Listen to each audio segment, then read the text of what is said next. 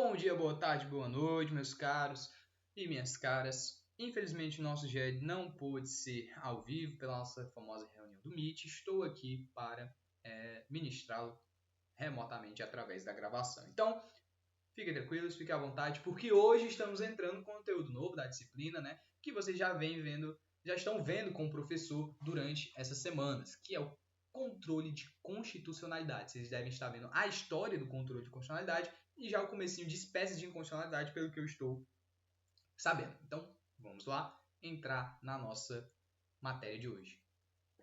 Primeiro, vamos só relembrar, a gente viu a aplicabilidade das normas constitucionais no GED passado. Vimos normas de eficácia plena, contida, limitada, com José Afonso da Silva, com Mariana Diniz. Nós já temos normas diferentes, que são as restringíveis, complementáveis, Celso Ribeiro Bastos e Carlos Aires Brito. Nós temos ali outras espécies de normas, né? A de integração, enfim. Nós temos muito conteúdo interessante sobre a aplicabilidade das normas. Agora, nós vamos perceber, né, um elemento diferente aí da nossa disciplina, que é cobrado, querendo ou não, na prática jurídica de vocês. Então é muito importante se atentar a esse momento aqui da disciplina, que é quase que a alma do direito constitucional, que vocês estão vendo ali o núcleo, de onde ele surge, como ele começa, como é que funciona realmente essa máquina jurídica do Poder Judiciário, do Poder Legislativo, do Poder Executivo. Claro, tudo que vocês vão ver, gente, eu vou sempre repetir isso, é super importante, nada é à toa.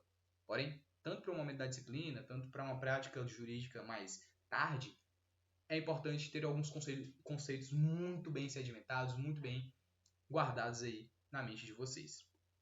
Então, dito isso, o que nós vamos ver hoje? 2 tópicos bem tranquilos, bem bacanas. Primeiro, é a própria história do controle de constitucionalidade. Bom, não vou me aprofundar tanto por conta principalmente do tempo como o professor fez, mas nós vamos recapitular tudo, todos os detalhes importantes, e nós vamos sim estudá-lo novamente.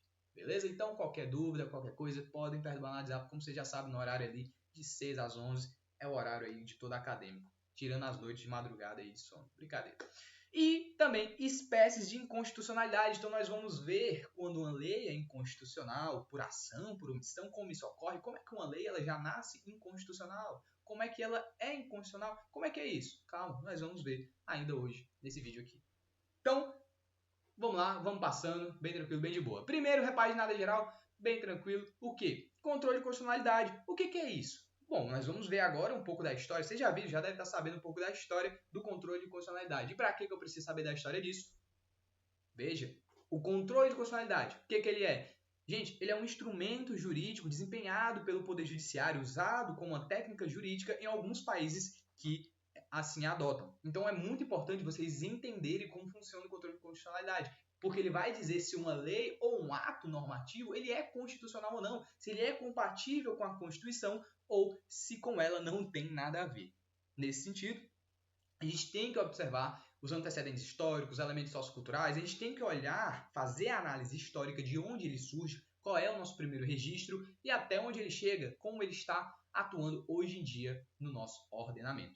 E nesse sentido, eu chamo vocês agora para dar uma viagem bem rápida ali para o começo da disciplina, que é o quê? Constitucionalismo antigo, Grécia Antiga, Idade Antiga, Antiguidade. Por quê? Porque lá nós temos um fenômeno bem interessante chamado grafé paranomon. O que é isso, Luiz? Meu Deus do céu, calma. É uma palavrinha ali em grego que significa, né, na tradução literal, arguição de inconstitucionalidade. O que é isso? É quando eu digo que uma lei ou um ato ele é inconstitucional. Bom, dos registros históricos que nós temos ciência, ele nasce ali, né? Essa grafé paranomon ela começa a ser vista em meados de 415, 450, 460 foi que começou mesmo a ganhar muita visibilidade ali na cidade de Atenas, né? Sobre aquela democracia grega, muito bonita, muito bem, como a gente estuda, né? Claro, com seus desavenças, com seus problemas, com as suas guerras, mas muito interessante que agora a gente está olhando a história jurídica dessas cidades. Bom, o que acontecia? Ali no aerópago, certo? Não na Ágora, beleza? Porque na Ágora eram as questões mais políticas, mas no aerópago, certo? Era visto o desenrolar desse instrumento. Como é que funciona? Bom, digamos que eu sou aqui um cidadão ateniense, um grego, muito feliz, muito tranquilo, ali na Bulé ou na Eclésia deliberando. E nisso a gente está ali naquela questão legislativa e tudo mais, e chega ali uma outra pessoa e fala o seguinte, ó, eu quero impor essa lei aqui, que vai matar todo mundo, certo? Vai tirar a vida de todo mundo que jogar lixo no chão. Meu Deus do céu. Eu nunca que eu vou aceitar isso. Isso é contra a Constituição ateniense. O que eu faço? Eu grito bem alto, grafé paranomon, arguição de constitucionalidade. E eu posso ter duas finalidades a partir dela. Uma, ou eu invalido o ato normativo, esse ato de lei, né, esse projeto aí que ele quer trazer, que é um pouco, né, absurdo, por isso que eu trago o exemplo, para ficar mais fácil de entender, é um tanto quanto absurdo. Então, eu estou trazendo ali a grafé paranomon para controlar isso, trazer que isso é contra a Constituição ateniense, é inconstitucional. Ou eu posso trazer uma certa responsabilidade criminal por ele ter proposto esse tipo de lei. Então, eu posso ter duas vias aí para aplicar a grafé paranomon. Ou eu invalido o ato, ou a responsabilidade criminal. Posso fazer também os dois juntos, certo? A depender do caso ali na época. Então, lá em processo penal, no terceiro semestre, vocês vão dar uma olhada melhor em ação penal, beleza? Existem alguns tipos de ações penais, a pública, a condicionada, a incondicionada, enfim. São muitas ações penais, mas não vamos se prender. É só para vocês entenderem melhor que se eu quisesse, eu podia usar a grafé paranomon não só para trazer a invalidade do ato, mas também responsabilizar criminalmente aquele que estava propondo aquela lei, aquele projeto de lei, aquele ato absurdo, certo? E assim eu movia logo uma ação penal. É um instrumento interessante. Essa análise do constitucionalismo antigo, principalmente no mundo grego, é muito interessante. Por quê? Porque a gente começa a ver que não só estava controlando a constitucionalidade, né, do ato, da lei, mas também eu já podia trazer responsabilidade criminal. Eu ainda podia processar o cara criminalmente. Isso é muito interessante. Isso é muito bonito. Bom, dessa repaginada, é só para vocês entenderem como é que é o primeiro registro. O primeiro registro é ali por volta de 415, né, o século de 4 a.C., bem bonito, bem bacana, lá na cidade grega. E passando, certo? Quando é que a gente vai ver de novo, pelo menos assim, de uma forma bem visível, o famoso a olho nu. Quando é que a olho nu a gente vai ver de novo esse controle de constitucionalidade aí? Bom, preste atenção, vem comigo, vamos ver um caso muito emblemático, muito bacana, que é o Dr. Born's Case, ali em meados de 1610, o auge da Idade Moderna. Pessoal, o que aconteceu aqui no caso do Dr. Born's Case, né, que também leva o nome do Sir Edward Coke? Vou precisar agora que vocês lembrem-se de constitucionalismo inglês. Isso, o constitucionalismo inglês que nós estamos estudando aí durante alguns meses, durante o mês passado. O que acontece? Ali em Londres, na cidadezinha de Londres, né, no auge ali da Idade Moderna, o constitucionalismo inglês aflorado e tudo, quase vindo a Bill of Rights, já aquela coisa muito animada, já tem Magna Carta, tá uma loucura, e a igreja anglicana a gente viu, beleza? O que acontece? No meio desse abaldoado todo, existe um médico, né, graduado na escola de Cambridge, uma das mais antigas universidades e faculdades de medicina da Inglaterra, o senhor Dr. Born. O que ocorreu? Naquela época, para você exercer a medicina, você precisava ter uma licença, assim como nós precisamos ter a famosa o quê? Né? Carteirinha da ordem. Nós precisamos passar na AB, ter a carteirinha, ter a licença para advogar. Os médicos hoje em dia também tem que ter a CRM. O pessoal da psicologia, se eu não me engano, também tem que ter a CRP. Mas enfim, cada um na sua área vai ter que ter uma licença. Naquela época não era diferente, principalmente no que tange à medicina. No caso, o senhor Dr. Born, ele não tinha a licença para exercer a medicina, ele não tinha essa autorização, só que isso era imprescindível. Mas, galera, aprofundando, tem uma implicação muito importante que vai começar a desenrolar e entender melhor o porquê que ele fez o que ele fez. Mesmo sem ter a licença, mesmo sem ter essa autorização da Royal College of Physicians, ele pega e vai exercer a medicina. Por quê? Porque, galera, naquela época, se eu não me engano, era limitada o conteúdo. Na verdade, era limitado o conteúdo de vagas. Só não lembro muito ao certo se eram 20 ou 40, certo? Mas era nessa faixa. Tinha um número de vagas limitadas de médicos para poder atuar na cidade de Londres. Isso é horrível. Por quê? Porque você está limitando ali a atuação, certo? Claro, o Royal College ele tinha o seu entendimento para isso. Devem ter seus argumentos, como a questão de administrativa e de não inflacionar o mercado. Não importa. Não importa o que o Royal College achava. O que se tinha, de fato, era uma limitação da quantidade de vagas. Então, o Dr. Born ele não podia exercer até que alguém se aposentasse ou resolvesse largar a medicina. E, cá entre nós, é um tanto quanto absurdo. Eu entendo o Dr. Born. Mas vamos lá. Sem defender, é óbvio, aí, o posicionamento nesse caso. O posicionamento dele nesse caso. Bom, então, ele move a sua defesa, ele começa a Na verdade, o que acontece? Antes dele ir para a Court of Common, né, que vai ser o desenrolar todinho do caso, ele é preso, certo? Ele é multado e preso pelo Royal College. Por quê? Porque existia a lei na época, obviamente, existia uma lei que regulava, claro, a autorização, né, e a expedição de licenças para esses médicos. Então, como ele não tinha, ele estava exercendo sem a licença, ele foi multado e preso. Porém, galera, tem um detalhe interessante. Ele não podia ter sido preso. E vocês já vão entender o porquê, certo? Vamos passando. Então, ele é preso e multado pelo Royal College por exercer a medicina sem a devida licença. Até aí tudo bem, estou entendendo o que está acontecendo. E como vai chegar no controle de constitucionalidade, Luiz? Pelo amor de Deus, calma. Segura um pouco, que é agora que tu vai entender. Cadê o controle de constitucionalidade aí, nesse caso? Então, quando ele foi preso, ele move a sua defesa, através de seus advogados, na Court of Common Pleas. Como isso ocorre? Bom, ele move, na verdade, ele foi preso, né? E entra lá com pedido de habeas corpus e tudo mais. E o presidente da corte, o Sir Edward Cook, certo? É como se fosse o presidente do Supremo Tribunal Federal hoje em dia, numa comparação mais equidistante, certo? Mas é como se fosse, não é que de fato é. Então ele era o presidente da corte, ele que sediava, ele que fazia ali a gerência da corte. Ele decide a favor de Bonham. Então, o Bonham, mesmo sem a licença, ele teve ali sua liberdade, né? A multa ali retirada, apenada e tudo mais. Como e por quê, Luiz? Eu não entendi. Como é que simplesmente o Edward Cook ele chega e dá, tudo bem, decide a favor? É porque eles eram amiguinhos? É porque ele gostava dele? Não, relaxa, vem comigo. Olha aqui, na decisão, o Sr. Edward Cook ele traz 5 argumentos bem interessantes, sendo o principal deles a questão da common law e da lei, certo? Da rule of law. Como é que isso funciona? O primeiro argumento trazido na decisão de Sr. Edward Cook, vou até trazer um adendo bem rápido, pessoal, se vocês quiserem se aprofundar nesse caso, lá no nosso drive da monitoria, na pasta de material complementar, artigos, vocês vão achar um artigo bem legal que explica o caso bem detalhado e mostra esses argumentos que eu estou contando para vocês. Então, o primeiro argumento ele vai trazer o seguinte, que a lei, certo? A lei ela estava sendo ali, ela tinha duas facetas, certo? Por mais que ela tivesse ali regulada, bonitinha no ordenamento, ela tinha uma dupla faceta que acabava implicando numa não aplicabilidade dela nesse caso. Luiz está falando em grego. Calma, vem comigo. Primeiro, é aquele negócio, como eu falo, é o juridiquês por simplifiquês. Vamos por simplifiquês? Meu irmão, a lei ela dizia uma coisa. O que aconteceu com o Dr. Bonham foi outra. Primeiro, a lei ela previu uma pena de multa e, claro, prisão, mas somente, isso já é emendando com os outros argumentos dele, certo? No segundo e terceiro argumento, o Sir Edward Cook, ele trabalha a questão da penalidade mesmo, certo? Mas o principal argumento é que a lei ela traz uma certa previsão, mas ao mesmo tempo ela se contradiz, entendem? Porque a própria common law vai contra o que estava na lei. E como isso acontece?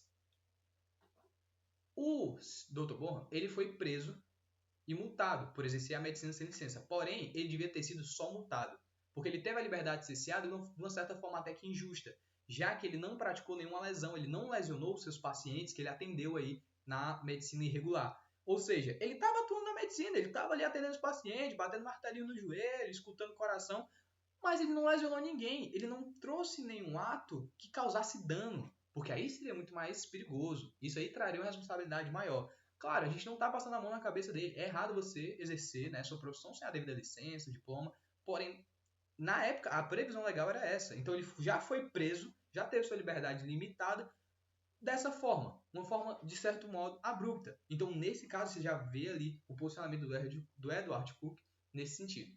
E no desenrolar dos fatos, dos argumentos, no caso, dos argumentos que o Edward Cook traz, ele fala também ali num dos últimos argumentos, a seguinte passagem, né, entre o quarto e o quinto, que o common law controlará as leis e por vezes a declarará nulas, pois quando um ato legislativo for contrário ao direito e à razão comum, ou repugnante, ou impossível de ser aplicado, o common law o controlará e o declarará nulo. Ou seja, traduzindo, por mais que eu tenha uma previsão legal que está ali bonitinha, né, prevendo uma pena de multa, uma pena disso, uma pena daquilo, para uma certa conduta, né, lembrando que a gente vincula condutas e sanções, se isso for contrário ao direito, à razão comum, no caso, common law, ou repugnante, a própria common law vai controlar. E isso é o quê? Associe supremacia material da Constituição. Isso mesmo, rigidez sociopolítica que vocês viram lá em constitucionalismo inglês. Então pega e associa direto a isso, gente. Nesse caso, a própria common law estava controlando a lei. Então vocês veem essa rigidez, né? Então a rigidez aqui é da sociedade, aquela rigidez sociopolítica. Ou seja, é contrário à razão, é repugnante que você tenha sido preso, sendo que você não causou mal a ninguém. Por mais que fosse errado exercer a medicina sem licença, ele tinha um bom histórico acadêmico, ele era um ótimo profissional ainda que sem licença. E esse foi o entendimento do juiz Edward Cook, certo? Então, nesse sentido, você tem um controle judicial reformando essa decisão, reformando isso que aconteceu com ele. E isso ali é um dos precursores do que mais tarde, no próximo caso que a gente vai ver, vem a ser conhecido como controle difuso de constitucionalidade. O que é isso, Luiz? Já vou dando spoiler. O controle difuso de constitucionalidade é um controle que pode ser exercido por qualquer órgão do Poder Judiciário, porque ele só vai vincular as partes ali no caso concreto, ele só vai atuar no caso concreto, né? Então, qualquer órgão do Poder Judiciário pode exercer esse tipo de controle, porque não vai afetar o resto da galera, por não se tratar apenas da matéria de lei. Trata também da matéria factual, da matéria jurídica ali do caso concreto. Mas calma que a gente vai ver isso com muita calma, com muita delicadeza, muita didática ao longo aqui do andar da disciplina. Mas, voltando e resumindo esse ponto, também, o que vem a ser mais tarde, não foi um judicial review, certo? Não foi uma revisão judicial de fato, mas ele aplicou ali o direito vigente. Ele, além de aplicar o direito, ele fez a associação com a própria common law, porque a common law ela influencia bastante. Então vejam como common laws, né, direito consuetudinário é muito impactante quando se fala de lei e de caso. Por isso que o sistema do precedente nesses lugares é tão utilizado, é tão citado nesses países que adotam esse tipo de regulação, né, esse tipo de costume. Bom, enfim, deu para entender, creio, esse caso aqui, aí como é que funciona. Tá aí o controle. O controle foi esse. É a partir, certo, dessa aplicação do direito vigente, associando com a common law, que ele vai regular o que aconteceu no caso concreto ali. Então, olhando apenas para o caso do Dr. Bonham, ele entendeu e aplicou a lei desse jeito. Isso é controle difuso, porque entre as partes, o Royal College e o Dr. Bonham, certo? Entre as partes, interpartes, como você já deve ter ouvido. E o efeito vocês vão ver que é o ex-tunc. Mais calmo, vou mandando aqui para frente na nossa disciplina para entender tudo aos poucos. Mas o ex-tunc é quando você retroage até os efeitos da norma. Vamos lá. Próximo caso Marbury vs Madison. Esse daí vai acontecer um pouco depois da publicação da Constituição Americana de 1789, se eu não estiver enganado. Desculpa, 1791. Passado ali, ainda jovem a Constituição Americana, nós temos um caso emblemático, um caso um tanto quanto complexo, mas não complexo no sentido de você entender, e sim no sentido de perceber ali quanta coisa pode acontecer ali envolvendo política. Bom, em 1800, Thomas Jefferson derrotou John Adams nas eleições presidenciais. Beleza. Mas antes de sair da Previdência, o Adams ele indicou um bocado de juízes do seu Partido Federalista, certo? Por quê? Porque nós tínhamos uma disputa entre federalistas e republicanos, o que mais tarde, só lembrar da história, vai desembocar na Guerra de Secessão ali de 1824, por aí, que a gente viu também no constitucionalismo americano. E é importante entender essa guerra porque é uma guerra de secessão, é uma guerra que traz movimentos políticos e influencia de um certo modo no direito americano. E influenciou aqui também. Então, antes de sair do poder, John Adams ele indica vários dos seus juízes, certo? Dos federalistas. Beleza? Bom, então essas indicações foram aprovadas pelo Senado e assinadas pelo presidente. Mas existe um impedimento muito específico nesse caso. O último passo antes desses juízes poderem assumir o cargo foi uma comissão, certo? Um pedaço de papel que dizia assim, este é o trabalho deles e esses caras estão prontos, estão aptos para exercer esse poder. Mas as comissões ainda não haviam sido entregues, não foram entregues para ninguém. Ficou ali guardadinha na gaveta do presidente. Ou seja, os juízes ainda não podiam começar os trabalhos, eles não tinham título judicial, eles não tinham seu título de posse para exercer seus trabalhos. E quando o presidente Jefferson assumiu o cargo ali em março de 1801, ele disse assim, calma aí, essa comissão não tá interessante não tão rápido aí. O que acontece? Ele orientou o seu secretário de Estado, James Madison, que as impedissem de funcionar, né? Que impedisse de funcionar o caso. Um dos juízes foi William Marbury, esse cara aqui, se eu não me engano. que estava sem o seu título de posse. Ele era um membro do Partido Federalista lá da cidade de Maryland, que vocês já viram falar. Né? Teve até o caso, né? Depois, lembrem, teve até aquele caso, Marbury vs Maryland. Só que aqui não vamos misturar as bolas. Continuando. Ele diz assim, cara, não é justo, certo, o que está acontecendo, eu quero exercer o meu cargo como juiz. Então ele levou para a Suprema Corte, bacana, querendo o quê? Que a corte emitisse seu mandato, seu mandamus, para poder exercer, né, o seu título de posse para poder exercer. Ele queria uma ordem judicial para poder exercer o seu cargo como juiz. Então, o Marbury queria que a corte ordenasse, né, Madison a mostrar por que ele não poderia receber sua comissão. Então, para entender aqui, o secretário de Estado, James Madison, precisava explicar por A mais B por que o Marbury não podia exercer. E a gente sabe por quê. Porque os documentinhos estavam guardados ali, não foram expedidos, certo? Então ficou aquela coisa muito bagunçada. Em 1803, certo? O chefe de justiça, o Chief of Justice da Suprema Corte, o John Marshall, aí sim, chegando lá na Suprema Corte, o John Marshall, um federalista, que também tinha sido indicado por John Adams, decidiu sobre esse caso, sobre esse embate entre Marbury versus Madison. E ele viu uma oportunidade de estabelecer importantes precedentes judiciais, decisões que se estabelecem além de Marbury conseguir seu cargo. Primeiro, Marshall decidiu que Marbury possuía o direito de receber sua comissão. Então isso significa o quê? Significa que eu consigo meu cargo, certo? Calma, não é muito aí, Marbury. O Marshall também decidiu que Marbury podia exercer o direito de ser remediado. Ele tinha o direito de ser remediado, de receber ali o seu título e tudo mais. Bom, mas não, ainda não era o momento, certo? Ele chega lá e fala assim, cara, a decisão do Marshall, pessoal, ela é muito emblemática, ela é muito interessante, tem uma repercussão gigantesca, não vou dizer mundial, mas tem uma repercussão gigantesca nos países da América, no direito americano, pelo amor de Deus, e alguns direitos da common law, certo? Ele reconhece o direito de Marbury a exercer a magistratura, mas ele não dá posse, ele não dá mandamus. Entende? Ele alega que tem uma inconstitucionalidade de lei que permitia tal mandado. Então, desse modo, ele estava tentando, o Marshall, desculpa, ele tentou proteger mais a Constituição do que, de fato, o direito do Marbury. E é aí que vem essa loucura, esse caso tão emblemático. Então, ao tomar essa decisão, ele fez, né, ele tomou a decisão sobre a própria Constituição. Ele cita o ato judiciário de 1789, que era uma lei que deu ao Supremo Tribunal o poder de decidir sobre casos como este. Então, bem ali, já perto da publicação, da publicação da Constituição Americana, essa lei tinha sido também publicada. Mas Marshall decidiu que a seção 13 dessa lei viola a Constituição, certo? Então, no caso, o que aconteceu? Ele reconheceu, mas não concedeu, porque isso ia violar a Constituição.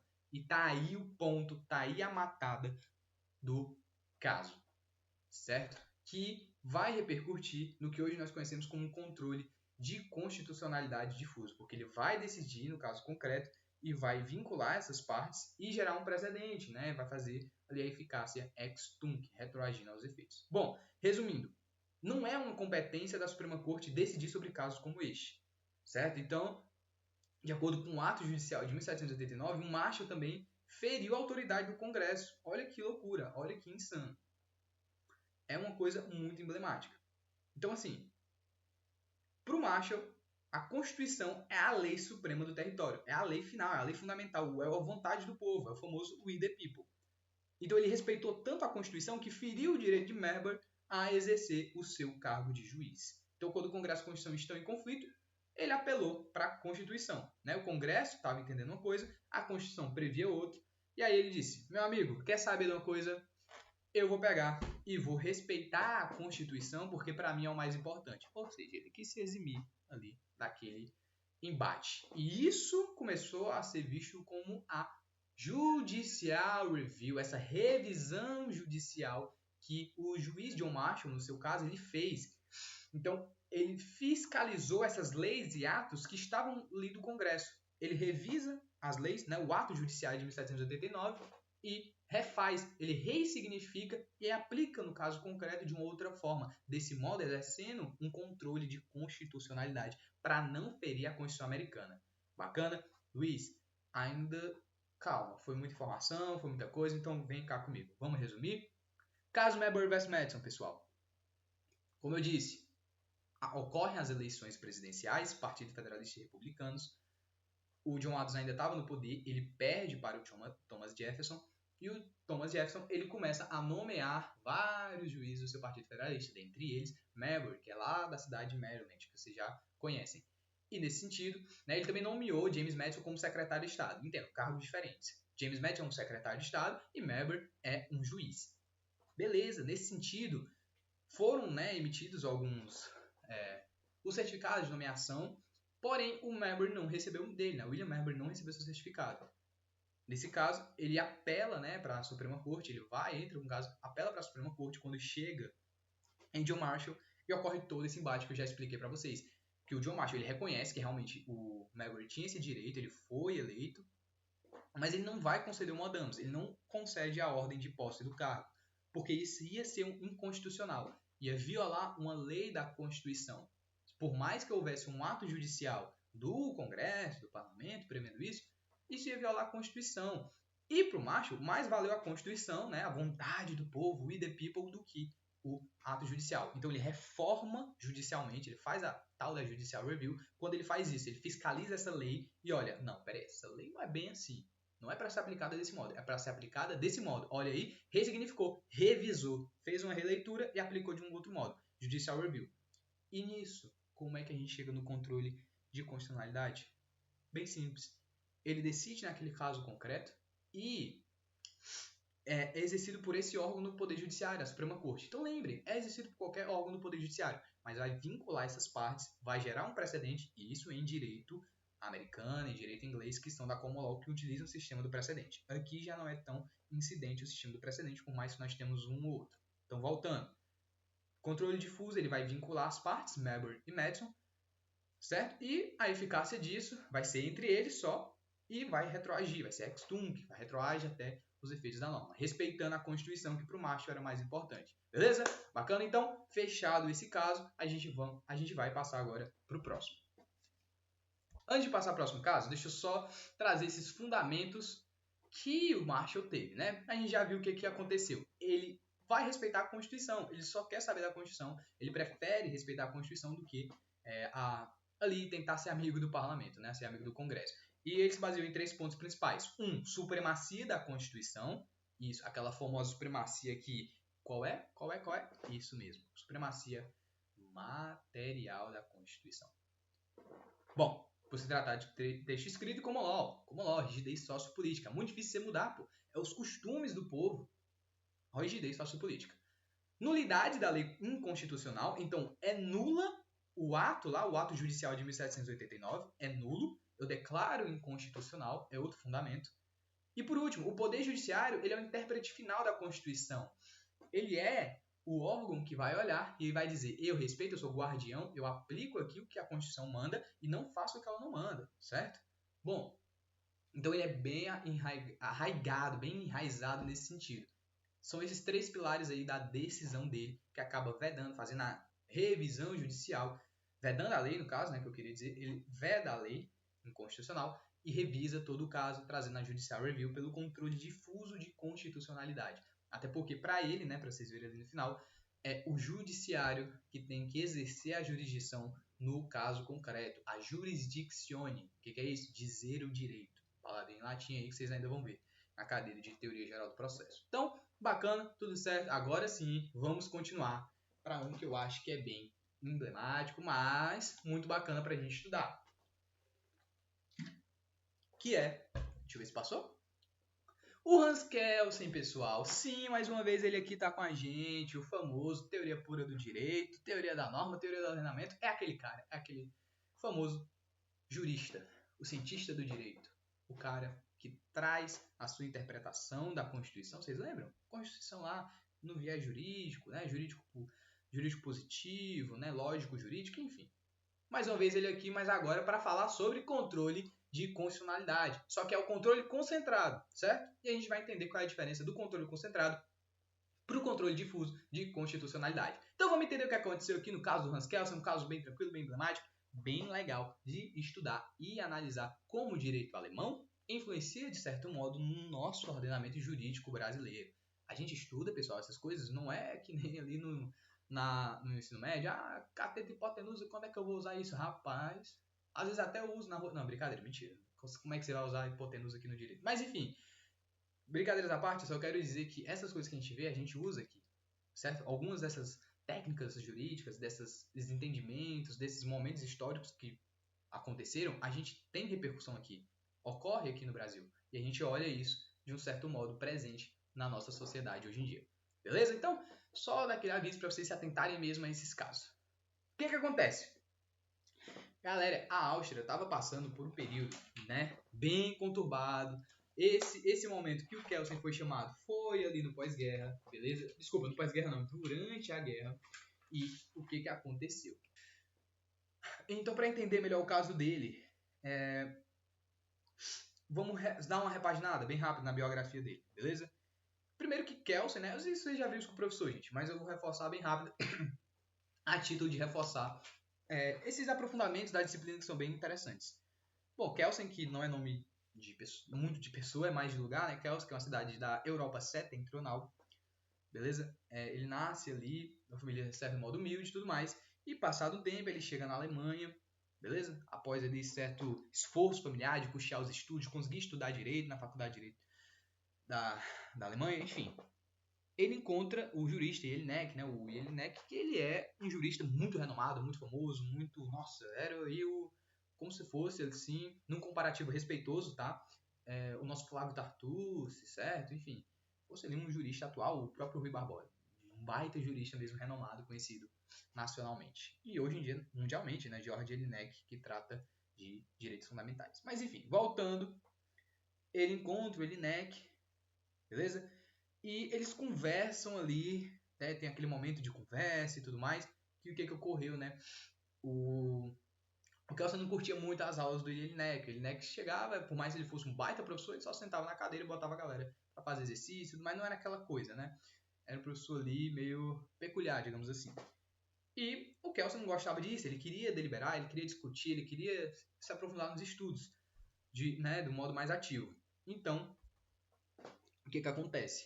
Um certo dia, o Kelsen estava... Vocês já devem saber dessa história. O Kelsen estava andando, né, depois de uma palestra que teve, do Jelinek, e ele foi andando. Ele saiu assim, da palestra, foi andando pela universidade, andou assim na rua, andando pela rua. O Jelinek vai atrás dele, seguindo ali os passos.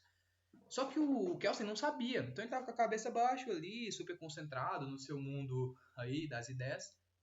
E o Jelinek, né, de forma maliciosa, ele pergunta, porque ele percebeu que o Kelsen estava distraído. Ele pergunta: ei, cara, vem cá. O que tu achou? Isso assim, o Kelsen andando, tá? E o Jelinek logo atrás dele. Então pensa aí no Kelsen de cabeça baixa, olhando pro chão, né, meio distraído. E o Jelinek assim, tipo, eita, deixa eu ficar aqui cutucando ele, né? Assim no ombro. Aí ele fala assim: cara, o que tu achou da palestra, hein? Aí o Kelsen, fraca, sem conteúdo, não, nada original. Aí, pra quê? Porque aí o Jelinek solta logo a famosa: pra você dizer isso, você deve ter um futuro brilhante, né? Quando o Kelsen olha, ele vê, caraca, pra não dizer outra palavra, é o Jelinek. Minha nossa. Aí fica aquela coisa. Mas isso chama a atenção do Jelinek. Por quê? Porque mais tarde eles vão se encontrar quando o Kelsen tenta propor o Tribunal Constitucional Austríaco. Esse que, meu amigo, foi uma ideia interessantíssima, muito bem bolada pelo Kelsen, tá? Que além de se mostrar um bom jurista, ele se mostrou que sabia bastante de ciência política. Isso é legal. Por quê? Porque o Jelinek, ele tinha uma certa limitação quanto aos tribunais, certo? Que os tribunais eles tinham que atuar de uma certa forma, mas o Kelsen ele começou a analisar isso de outra maneira. Tanto é que ele chega ao ponto de ultrapassar os próprios limites que o Jelinek tinha posto. Como isso ocorre? Bem no auge da guerra, 1941, aquela sanguinolência horrível, o Kelsen ele é chamado para fazer uma revisão da Constituição e do próprio tribunal, do sistema judiciário. E ele começa a prever os resultados da guerra. O que acontece? Nessa reunião o pessoal está discutindo e o Kelsen, né, muito pleno, muito tranquilo, é chamado. Kelsen, o que tu acha aí que vai acontecer? O que tem que ser feito? Ele fala, meu amigo, a Áustria vai perder a guerra. O tribunal... a Áustria vai perder a guerra. Vai acontecer movimentos separatistas. E é isso. Entendeu? Vai acontecer essas loucuras aí. Aí o pessoal fala, Kelsen, tu é maluco, tá perturbado, isso não tem sentido. O que acontece? Exatamente isso. A Áustria perde a guerra, acontece movimentos separatistas e outras consequências aí que ele determinou. E aí o pessoal pensa, mano, por que a gente mandou o Kelsen embora? Porque, gente, assim que ele falou isso, eles mandaram o Kelsen embora. Aí depois, né, foram atrás. Quando aconteceu o que ele tinha previsto, ele meio que fez uma profecia, entre aspas, tá? Ele fez uma profecia, chamaram ele de volta. Tipo, não, vem cá, Kelsen, vem cá, desculpa. Conta aí o que tu tinha dito mesmo, como é que é esse tribunal aí, que a gente tá mais interessado. E aí ele propõe como é que funciona. Finalmente, gente, pronto, paremos aqui a narração. Por quê? Porque é importante, tá? A gente sabe de onde surge, qual é o contexto que surge. Porque a partir daí a gente vai ver o surgimento mesmo desse tribunal, né? O momento da história que apareceu um tribunal constitucional que vai trazer em seu escopo o controle concentrado de constitucionalidade, que é bem diferente do que a gente está acostumado a ver. Então vamos lá, bem tranquilo, bacana. Como é que funciona? Então o Carlos chega lá, senta na cadeirinha e diz, ó, é o seguinte, pá, abre aspas. O tribunal, desculpa, 2 pontos. O tribunal é o seguinte, ele tem algumas características. Para começar, que eu arrolei bem aqui embaixo para vocês olharem depois. Primeiro que ele é um tribunal acima dos 3 poderes, certo? Então você tem legislativo, executivo, judiciário e acima deles você tem um tribunal constitucional, porque não é um tribunal judicial comum, é um tribunal constitucional. Vai mexer com a Constituição. Bacana, muito legal, muito interessante. O que mais? Composição plural. O Tribunal Constitucional ele não vai ficar preso somente a juristas de reputação ilibada, como a gente tem hoje. É uma composição plural, é uma composição de várias pessoas. Você tem pessoas diversas, de cargos jurídicos diversos, certo? Então, você pode ter ali, acho que, se não me engano, até mesmo cargos não jurídicos, certo? Mas isso não vou dar tanta certeza agora. Porém, você tem uma composição diferente. Então, não são só pessoas ali formadas no direito e tudo mais, certo? Mandatos periódicos. Ao invés de você ter um cargo ad eterno, né, para sempre, você passa aí, você morre de tanto trabalhar no tribunal, você vai ter um mandato periódico. Então, não lembro ao certo se era essa data, mas ali de 5, por exemplo, você tem períodos de 5 anos, 4 anos, você tem um momento para sair do cargo. Então você atua no cargo durante um certo tempo e depois você sai. Você não fica ali para sempre. Como a gente tem no STF, se eu não me engano, para você entrar são 35 anos, você tem que ter no mínimo, e você sai depois de 75, né? Tipo, chegou 75 anos, você tem que meter o pé. Isso é muito tempo, pessoal, para poder passar ali, exercendo a profissão jurídica de ministro do STF. Além disso, são decisões políticas, certo? Por mais que vai mexer com o viés jurídico, são decisões políticas. Você está mexendo com um ponto muito importante da sociedade, certo? Que é ali o âmbito das questões políticas de gêneros, economia, saúde, educação, enfim. Então, entendidas essas características, ele propõe o tal do Tribunal Constitucional. E como funciona? Como é que funciona esse tribunal aí maravilhoso, né? Muito bonitinho e formulado pelo Kelsen. Gente, o controle seria exercido a partir da ação direta de inconstitucionalidade. Eita, que esse nome é familiar. Pode dizer que sim para mim, por favor, jovem acadêmico. É familiar, porque hoje em dia nós temos a famosa ação direta de inconstitucionalidade. Já a gente vai ver ela com calma, que é a tal da ADI. Para você acionar o órgão, para você mexer com o Tribunal Constitucional Austríaco, vou abreviar aqui para ficar mais fácil, TCA, você entra com a ANTRAG, ação direta de inconstitucionalidade. Então eu estou chegando e ó Constitucional, ó Tribunal, ó TCA. Essa lei aqui é inconstitucional, isso aqui não tá certo não. Ajeita aí para mim. Aí o tribunal olha e, eita, vamos lá. Mas como isso ocorre? Vem aqui para esse lado direito da tela para a gente entender melhor. Digamos aqui que eu tenho um autor e o réu. Claro, todo processo você vai ter, vocês vão ver isso nas disciplinas de processo, você tem autor e réu. Então beleza, temos aqui autor, réu e juiz. Triangulaçãozinha básica do processo. Cara, como é que funciona? O autor move aqui uma ação, né, perante o réu, e o juiz está ali olhando a decisão, olhando, né, o caso e tudo. Bom, vamos lá. Vou usar aquela nossa técnica, nossa didática, que é o juridiquês por simplifiquês. Beleza? Tranquilo? Então, se preparem, vamos lá comigo. Bom, o autor move a ação perante o réu, ali pleiteando uma certa demanda sobre um direito à saúde, digamos assim, certo? Um medicamento. O autor aqui ele quer um medicamento, só que ele é muito caro. Então, isso, gente, eu estou fazendo um comparativo com casos que ocorrem hoje em dia no nosso poder judiciário, né? Que ocorre hoje em dia no nosso ordenamento. Então, não é nada muito desconexo, não, tá? Então, ele pede um medicamento que é muito caro em face do senhor réu aqui.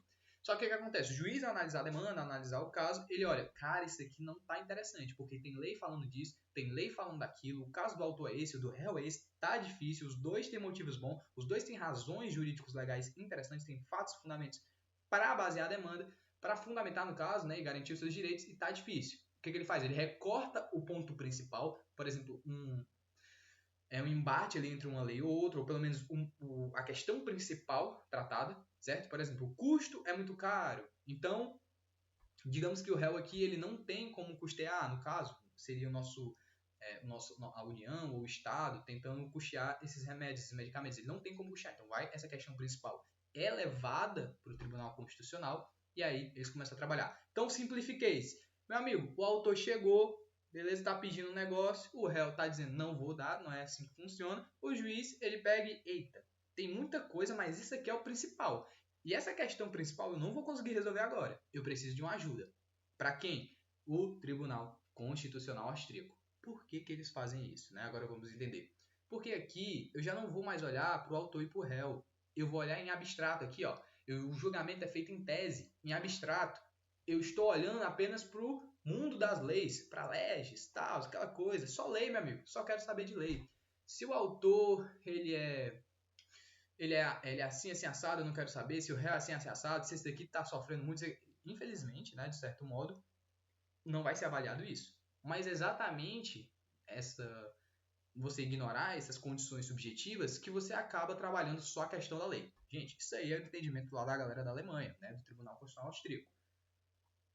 Então, é assim que ele funciona, certo? Ele julga em abstrato, ele julga em tese, só vai julgar as leis. E a partir desse momento que ele começa a olhar, eu vou pegar aqui a lei, agora eu vou pegar a Constituição, vamos comparar, opa, vamos ver, aí trabalha aqui, num ponto ou outro, num artigo ou outro, e digamos que ele decide a favor do autor réu, certo? Na questão aí trabalhada. Essa decisão, ela gera uma certa eficácia, que já a gente vai falar sobre ela. Então, vamos trabalhar uma hipótese. O autor, ele pede uma coisa aqui para o doutor juiz, que o réu tem que fazer, e o réu, ele diz que não, não senhor. Então, o juiz pega a questão principal, tá? E passa para o Tribunal Constitucional. Por quê? Porque o juiz, ele tá olhando para o réu.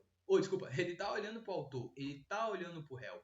Então, nesse caso, ele está levando em questão a pessoa, a condição subjetiva, que de certo modo é o certo a se fazer, e que a gente faz no nosso direito brasileiro. Mas, nesse sistema aqui proposto pelo Kelsen, o Tribunal Constitucional ele não vai olhar para as pessoas. Tá aqui, ó, tá distante, tá distante. Ele vai olhar só para a lei, ele vai olhar para o caso passado aqui, para eles. Então, ele julga em abstrato, julga em tese, e digamos que ele decidiu a favor do autor. Não, é verdade. Nesse caso, de acordo com o nosso entendimento em abstrato, na tese aqui jurídica, na lei, o autor tem razão. Dê lá para ele o que ele está pedindo. Por exemplo, o medicamento que ele está pedindo, dê lá para ele. E essa decisão, ela tem uma eficácia. Porque toda decisão, pessoal, gera uma eficácia. No nosso direito brasileiro também, não é diferente. Eficácia jurídica. Nesse caso, a eficácia gerada é erga omnes e ex nunc. Luiz, pelo amor de Deus, o que é isso que até hoje o professor fala, eu não entendo. Vamos entender bem rápido, bem tranquilo, gente. Isso aqui, sempre que você estiver falando de eficácia de decisão, tá? De órgão judiciário, de tribunal, você vai levar em conta duas coisas. Pessoa e o efeito da lei. E a lei? Pessoa e lei, tá bom? Isso aqui é pessoa, isso aqui é lei. O que eu estou dizendo? Erga omnes. Contra todos. Em face de todos. Isso aqui vem lá do direito romano, lá ali de muito tempo atrás, quando, por exemplo, uma pessoa era crucificada, certo? E aí ela era erguida contra todos, erga omnes, né? Que tem um certo brocado latino que no final ele fala erga omnes. Então, você era erguido contra todos, né? Em face de todos, ali exposto, né? Crucificado, que era uma coisa muito horrível, vamos ser sinceros. Mas é isso, a palavra vem daí e ela significa isso. Então, erga omnes, contra todos, né? Homens, homens, contra os homens, né? Contra todos os homens. Enfim, e ex nunc. Isso quer dizer que a partir da decisão em diante vai vigorar aquele efeito. Então vamos lá, vamos entender melhor a eficácia. Então quer dizer que o Tribunal Constitucional Austríaco decidiu em favor do autor aqui. Beleza, legal. E essa decisão vai gerar uma certa eficácia, no caso erga omnes, contra todos, contra o autor, contra o réu, contra quem mais estiver ali no ordenamento, contra todo mundo, toda a sociedade, certo? Todas as pessoas aí naturais, pessoas físicas e pessoas jurídicas, pessoas de direito que estão na sociedade. Todo mundo vai ter que respeitar a eficácia daquela decisão daquele jeito, beleza? É isso. E ex nunc quer dizer, o que já tinha acontecido, deixa quieto. Mas a partir de agora em diante, eu preciso que seja cumprido desse jeito. Nunc, certo? A gente vai ver aqui já né,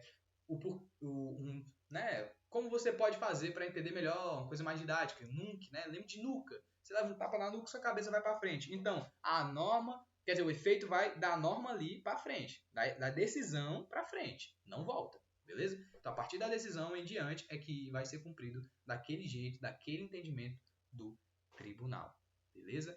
Bom, então, ele não traz inovações, ele apenas respeita a norma, né, jurídica, ele apenas respeita a norma jurídica e a Constituição. E a gente vai fazer mais uma associação, a gente vai fazer uma associação mais uma vez aos planos do negócio jurídico, existência, validade e eficácia. Eles analisam esses planos. Ele avalia o plano de existência da norma, né, aqui embaixo, ó. Ele avalia a existência, né, essa inserção no ordenamento jurídico, a validade, que é a compatibilidade com o ordenamento, e a eficácia. Como assim, Luiz? Calma, que aqui é o segundo ponto que a gente vai falar sobre legislação negativa do tribunal. Bom, creio que deu para entender esse ponto aqui. Lembre-se, a eficácia do controle concentrado é, em regra, erga omnes e ex nunc, contra todo mundo que está no ordenamento. Juiz de primeiro grau, segundo grau, certo? Contra o poder legislativo, contra o poder judicial, mas isso não é contra no sentido negativo, é contra no sentido, vocês têm que respeitar essa decisão. E ex nunc, que é da decisão em diante, que o que já tinha acontecido até aquele momento, deixa quieto, certo? Não vamos alterar porque pode trazer insegurança jurídica, pode mexer na vida das pessoas. Vamos respeitar a decisão de agora para frente, beleza? Então é isso. Agora vamos ver aqui outro ponto interessante do Tribunal Constitucional. A gente já entendeu de onde ele vem, já entendeu a história, o contexto histórico, como ele funciona e como ele atua, como ele faz para funcionar. Outra coisa interessante é que ele é um legislador negativo. Ele não traz inovações jurídicas, ele não traz novas formas de olhar, ele não tem judicial review, que é o que a gente tem na Constituição americana, que a gente tem no direito americano, no direito inglês, mas principalmente no direito americano, a doutrina do judicial review. Beleza? Por quê? Exatamente pelo julgamento em abstrato, pelo julgamento em tese, que ele está levando em consideração a norma jurídica e a Constituição. Ele não está indo além, ele não está fazendo valorações, né, subjetivas. Valorações subjetivas, no caso, é olhando a condição do autor, olhando quem é o réu, que poderia implicar nessa decisão. Isso pode influenciar na decisão, né? Você olhar para a pessoa também, que de certo modo é o certo, tá bom? Mas o que construíram foi assim. E essa legislação negativa, ela funciona levando em conta, como eu já tinha dito, os planos do negócio jurídico que vocês vão ver, ou já devem estar vendo, mas creio que vão ver só no mais final do semestre, lá em Direito Civil, para ver essa constitucionalidade ou essa inconstitucionalidade da lei. Como é que funciona? Você avalia a existência da lei, a validade e a eficácia. Isso aqui não é tão, né, diferente, isso aqui não é tão longe. A gente já viu isso aqui quando a gente foi falar de aplicabilidade. Mas agora a gente está falando sobre lei, lei constitucional. Não é sobre norma. Norma é só o pedacinho que está ali na lei. A lei, a grandona, que é o conjunto das normas, beleza? Não confunda. Então, existência, essa inserção. Essa lei existe no ordenamento, né? Essa lei existe no ordenamento? Sim, ela está inserida no ordenamento jurídico. Beleza. A validade, ela é compatível com o ordenamento jurídico, certo? E, finalmente, a eficácia dela, né? Com a aplicabilidade, a produção de efeitos dentro ali da situação. Então, eles analisam todas essas questões, certo? Isso aqui é não obrigatoriamente, não taxativamente dessa forma, mas é a forma mais verossímil que nós entendemos que eles analisam. Como assim, Luiz? Vamos do juridiquês para o simplifiquês? Cara, é porque assim, o tribunal pega o caso e quando vai fazer a decisão leva em conta isso. A existência, a validade e a eficácia da norma. Ele vai avaliar esses planos, certo? Para ver essa inconstitucionalidade ou essa constitucionalidade, beleza? Então, eles vão analisar dessa forma. Beleza? Bacana? Então é isso. Vamos passando aqui, creio que deu para entender.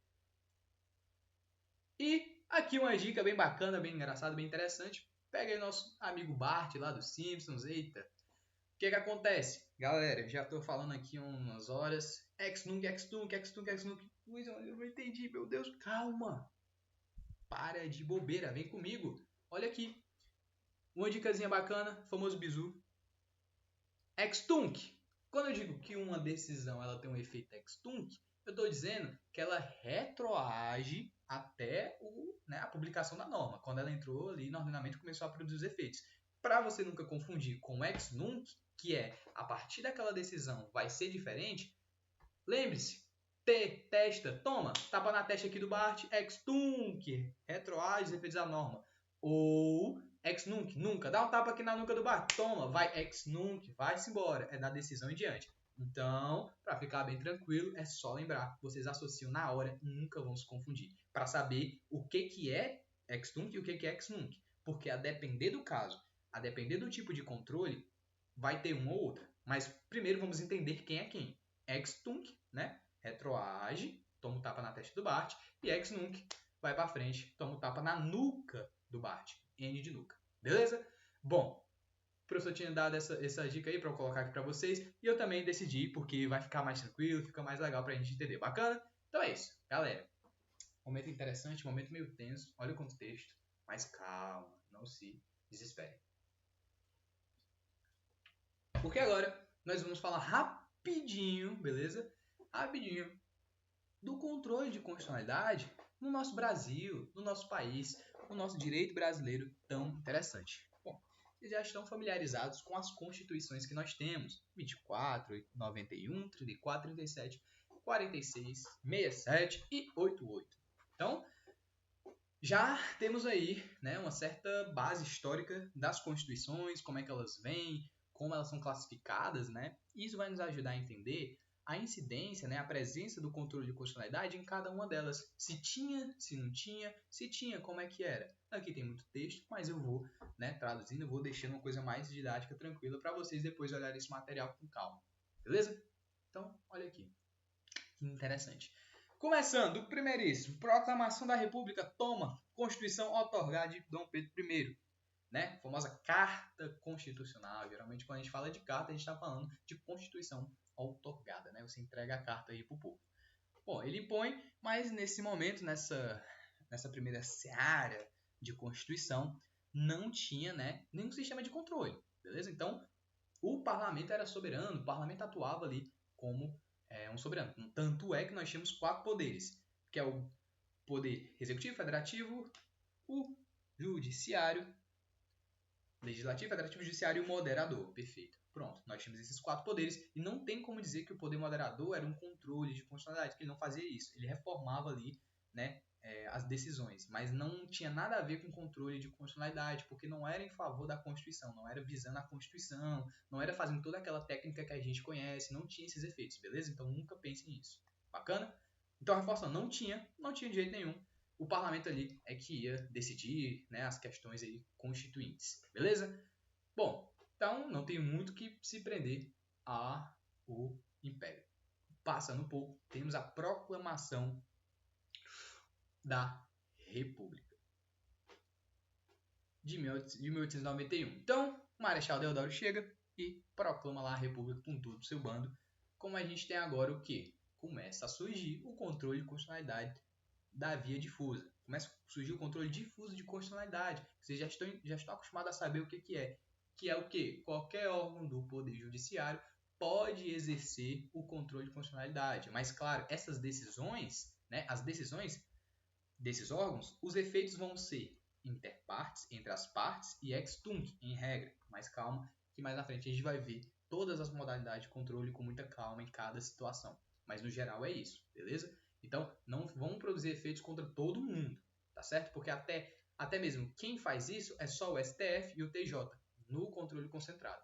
Então, o que acontece? Em 1891, sob influência do direito norte-americano, beleza? E do direito inglês, que a gente acabou de ver, que é o caso do Dr. Borman, o caso ali do Marbury Investment, que a gente não viu à toa, olha aqui, ele presente no direito brasileiro lá em 1891. Bacana? Com a doutrina do Judicial Review e com a técnica do controle de constitucionalidade difuso, certo? Então, como é que isso acontecia? Você tinha ali os casos, certo? Que iam aparecendo no Poder Judiciário, agora com a tripartição e não a quadripartição de poderes. Você tinha esses 3 poderes aí atuando, certo? E todas essas decisões iam muito nessa área de controle difuso, beleza? E um certo Judicial Review, mas que o Judicial Review não ganhou tanta visibilidade, não ganhou tanta notariedade, não se perdurou durante tanto tempo, certo? O que ficou mesmo foi o controle difuso inserido, que é o que qualquer órgão pode exercer, certo? Essa técnica de controle de constitucionalidade dentro de um caso concreto, tá bom? Em regra, a eficácia vai ser da decisão, né? O juiz decidiu, bateu o martelo. Aí ele vai dizer, amigo, é inter partes, entre vocês dois, entre as partes, autor e réu, e ex tunc, retroage, lembra do tapa na testa? Toma, retroage até os efeitos da norma, beleza? É isso. Descendo aqui na nossa linha histórica, temos 1934, Constituição de 34, começozinho da era Vargas. Tem umas coisas interessantes para a gente analisar. Continua o controle difuso, tanto é que tem até hoje em dia, tá? Controle difuso a partir de 91 até 88, meu amigo, não foi embora não. Controle difuso ainda existe e é muito bom tê-lo no nosso ordenamento, tá certo? Mas agora, o que vai acontecer? Nessa era Vargas e tudo mais, a gente mantém o controle difuso e traz um novo mecanismo, que o que é? É a adiação direta de inconstitucionalidade. Isso não é estranho aparecer, até porque foi quando começou a se formar o Supremo Tribunal Federal, certo? Mas que vai demorar mais um certo tempo para atingir o seu ápice, que hoje nós conhecemos. E além disso, nós temos a cláusula de reserva do plenário, certo? Então o que acontece?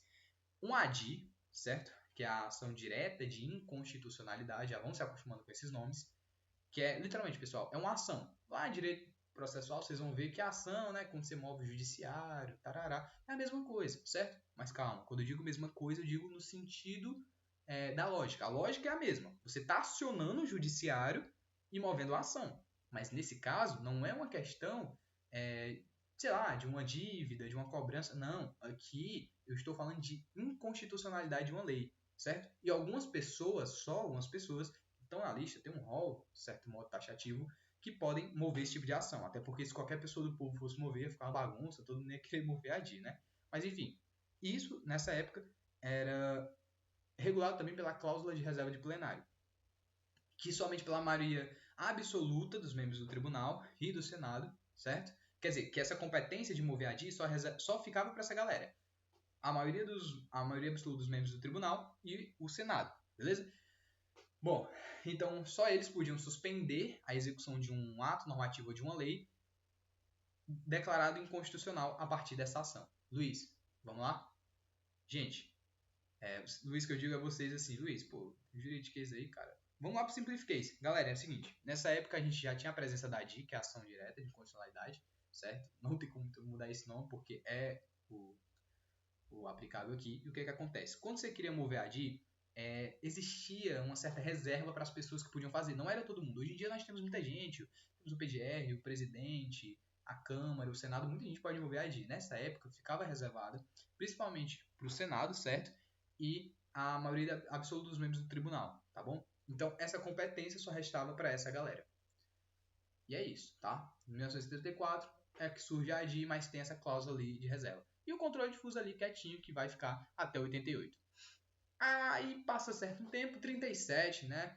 37 que temos a Constituição Polaca. A Constituição Polaca é bem interessante e bem bacana para a gente avaliar aqui em alguns momentos. Bom, em 37 o que vem a acontecer? Ainda, claro, vamos manter o controle difuso, tá bom? Mas o presidente da República ele pode influenciar as decisões do judiciário. Como assim? Se o presidente acha que uma certa decisão do Poder Judiciário não devia ter sido de uma forma ali que ele fez, né? O Judiciário entendeu de uma forma. O presidente, opa, isso aqui não tá certo, não. O Judiciário declarou essa lei aqui inconstitucional, mas eu posso, enquanto presidente, jogar essa decisão para o parlamento para fazer uma reavaliação, fazer um reexame. E o legislativo poderia, por 2/3, né, de ambas as casas, do Senado e da Câmara, tirar esse efeito. Olha que absurdo, olha que louco, que incrível, que isso aí afeta, galera, um pouco da separação dos poderes, né, o check and balance system. Por quê? Percebam, olha o caso aqui, vamos lá. Permitem, vamos aqui para um exemplo hipotético narrado por mim, para vocês entenderem melhor como é que funciona o sistemático. Bem simples, galera, um casozinho aí para eu contar para vocês em 2 minutos, mas claro, para vocês conseguirem consolidar bem a partir do cenário criado na cabeça de vocês. Vem cá comigo, vem cá, ó, pressão. Para vocês entenderem o que aconteceu aqui em 1937, que afeta um bocado, né, o Checks and Balance Systems, vocês têm que entender o seguinte. Digamos que existe uma lei, certo? Foi publicada ali uma lei pelo parlamento. Não sei como, mas essa lei foi aprovada, porque vocês vão ver o teor dela, tá? Então, para meros efeitos didáticos, já digo que o exemplo é hipotético, mas interessante também. Uma lei que diz o seguinte, ó, a partir desse momento, meninas e meninos devem estudar em escolas separadas. O que acontecia, né, lá em 1500, mas olha que loucura, isso é um puta retrocesso. Mas enfim. Então, separa aí os meninos e as meninas e todo mundo vai estudar em lugares diferentes. Eita, o que isso acontece? Está violando, gente, o inciso 2 do artigo 5º da nossa CF 88. Por quê?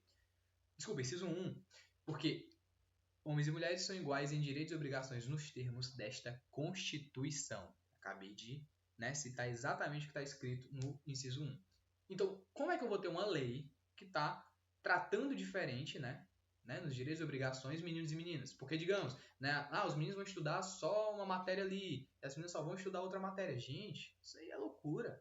Isso é uma discriminação absurda. Você realmente não está tratando igual homens e mulheres, certo? Então, nesse sentido, eu movo a ação direta de inconstitucionalidade perante o STF para dizer, irmão, olha aqui, ó, a Constituição nesses 1 está falando isso, e como é que tu vai deixar essa lei vigorar? Aí que entra no embate. Por quê? Porque digamos que o STF entenda, não, realmente, essa lei é inconstitucional. Vamos aqui, ó, tá declarada inconstitucional essa lei. Pá, decretou lá a inconstitucionalidade. Então a lei perde a sua vigência, né? Ela perde seus efeitos.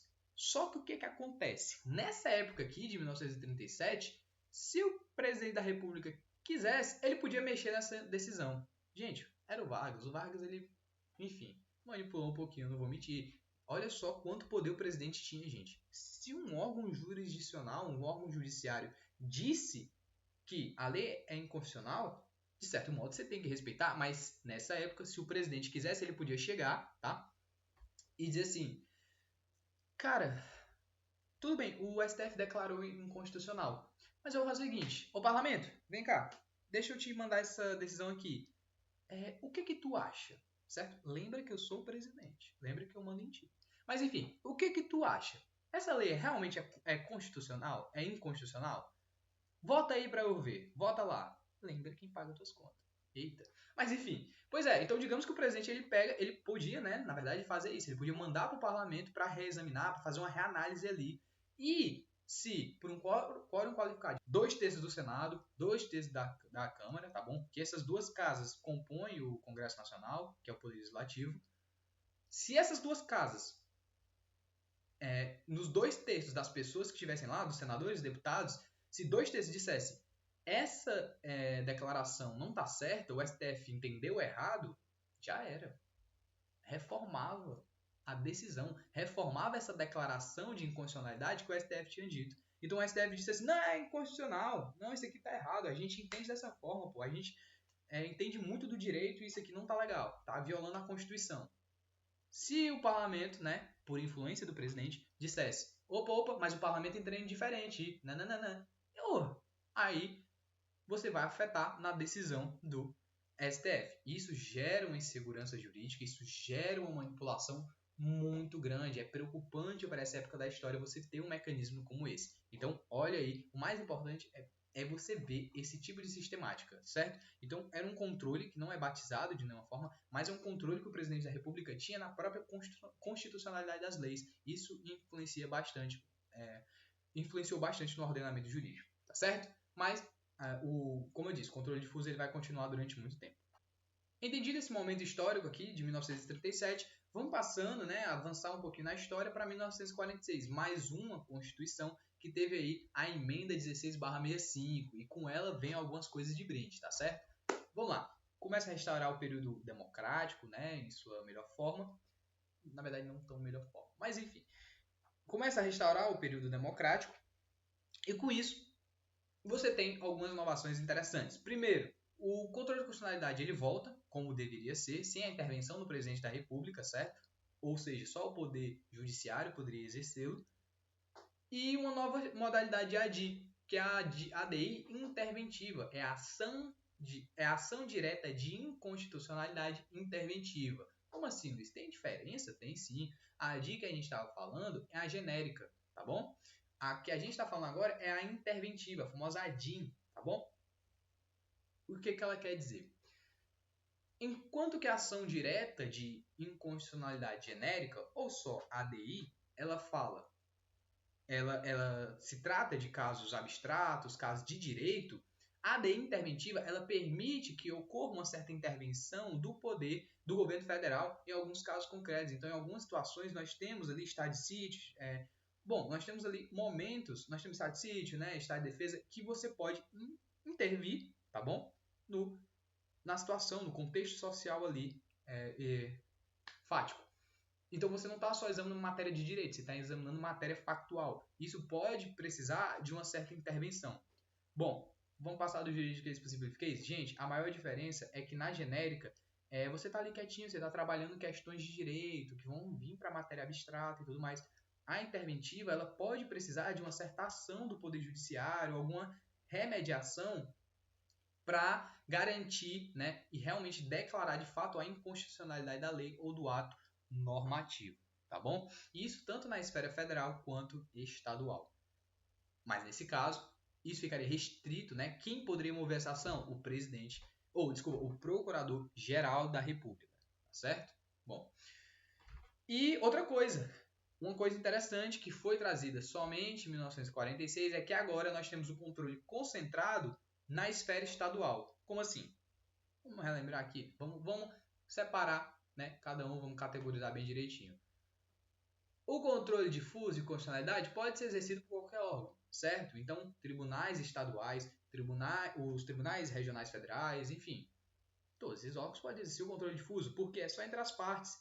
Mas olha que interessante, para poupar um certo tempo, questões de economia e processual, enfim, questões principiológicas e até mesmo sistemáticas, foi-se entendido que o quê?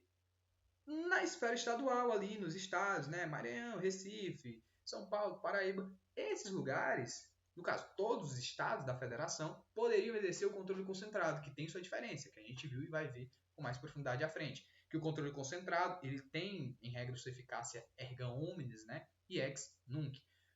Porém, o que acontece? É que na esfera estadual eu podia exercer. Então, a partir desse momento, não só o STF ia exercer o controle concentrado, os tribunais de justiça estadual também iam exercer esse controle concentrado, porque aí ia, né, regular toda ali toda na órbita federal as questões de fato ali de direito trabalhadas e exercidas. Então, foi movido a ADI ali no estado de Recife, aí pelo procurador ali de estado. É avaliado pelo tribunal, certo? E a partir disso é decidido. Então, nessa decisão, a eficácia padrão geralmente é erga omnes e ex nunc.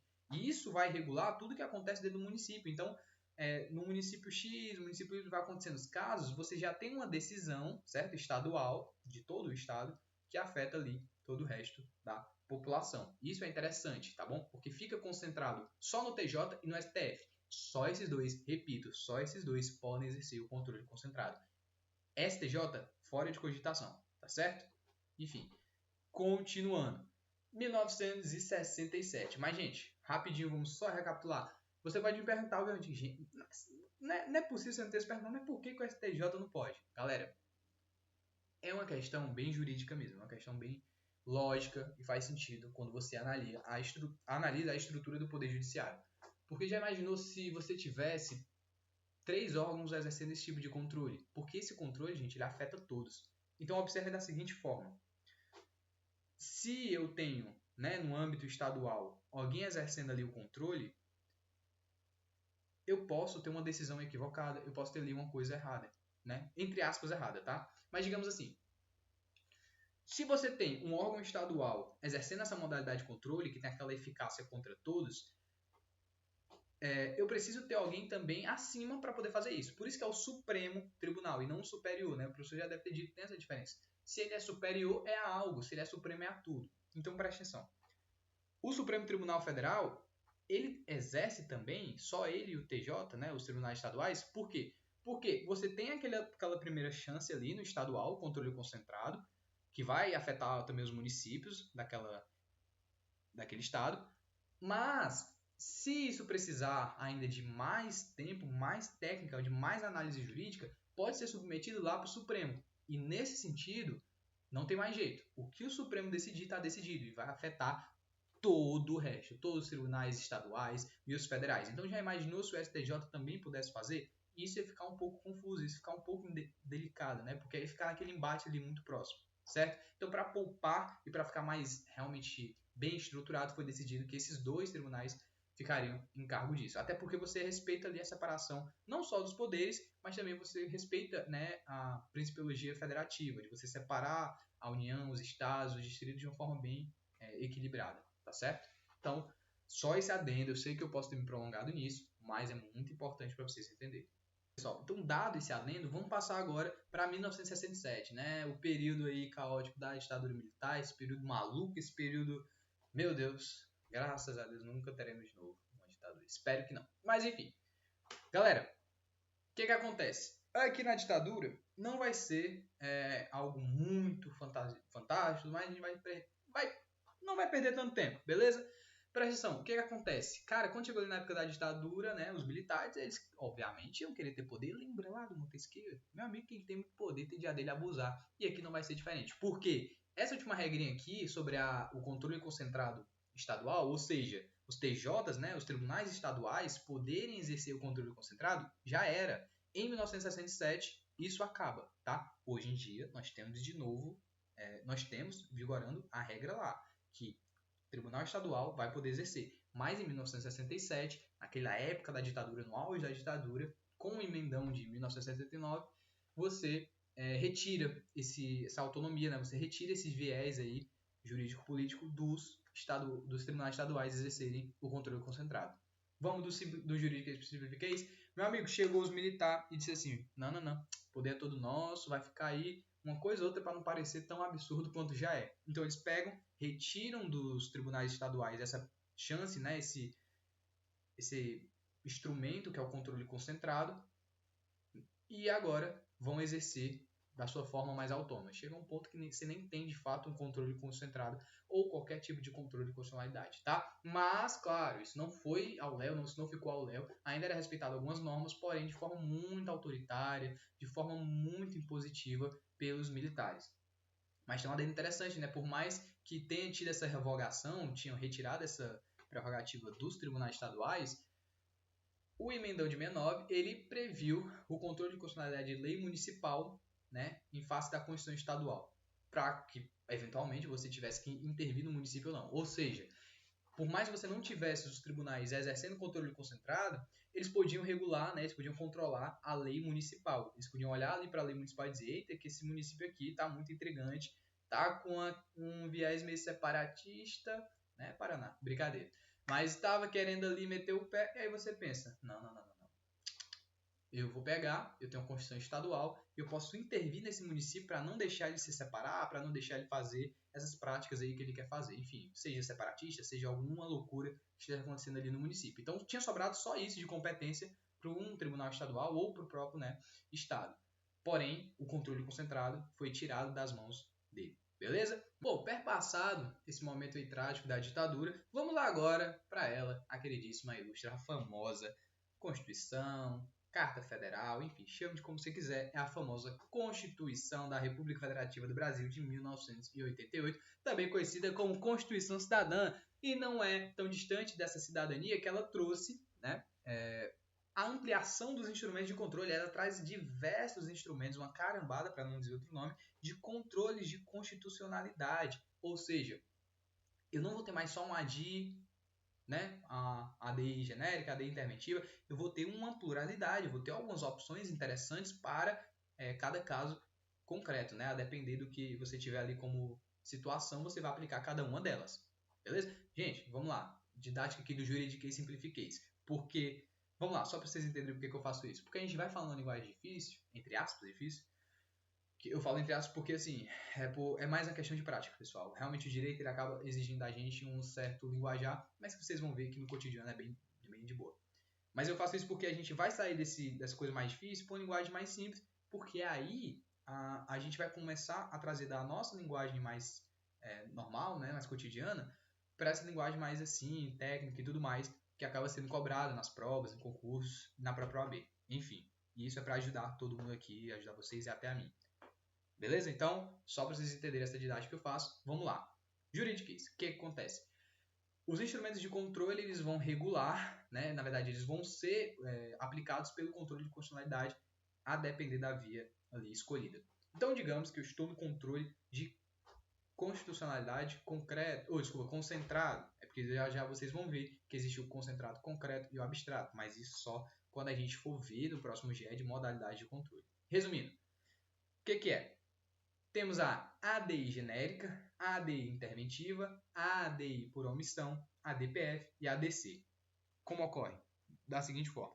Ação direta de inconstitucionalidade genérica. O que é isso? Como eu já tinha dito para vocês, é uma ação movida pelo legitimado, ou seja, pela pessoa que pode mover o judiciário para tratar diretamente de uma inconstitucionalidade de uma lei. Isto é, eu tenho três tipos, na verdade, de ação direta de inconstitucionalidade. Por quê? Porque eu estou acionando diretamente o judiciário. Por que eu estou batendo nessa tecla mais uma vez do diretamente? Porque quando você entende a nomenclatura, você solidifica ali o conhecimento. Então, ou seja, o PGR, o Presidente da República, ou seja, todo mundo que está no rol dos legitimados, que já a gente vai ver, pode mover uma ação direta para declarar uma lei inconstitucional, pedindo isso para o STF ou para o TJ ali do Estado, tá certo? Ou até mesmo para outros órgãos, como TRTs, TRFs, mas claro, eles só podem fazer isso na via difusa. Beleza? Bacana. Enfim, voltando, nós temos a genérica e a interventiva. Qual a diferença entre elas, Luiz? A gente já tinha falado antes, quando a gente falou ali na nova modalidade em 1946. Mas só reforçando, a genérica eu trato de matéria de direito, em abstrato, em tese, tá bom? Porque eu vou tratar questões de direito mesmo. Eu não vou estar aprofundando um caso concreto, eu não vou ver as questões factuais, os fundamentos legais e jurídicos. Eu vou estar olhando questão de matéria, de mérito, beleza? Qual é o direito ali mais correlato para decisão ser uma das melhores?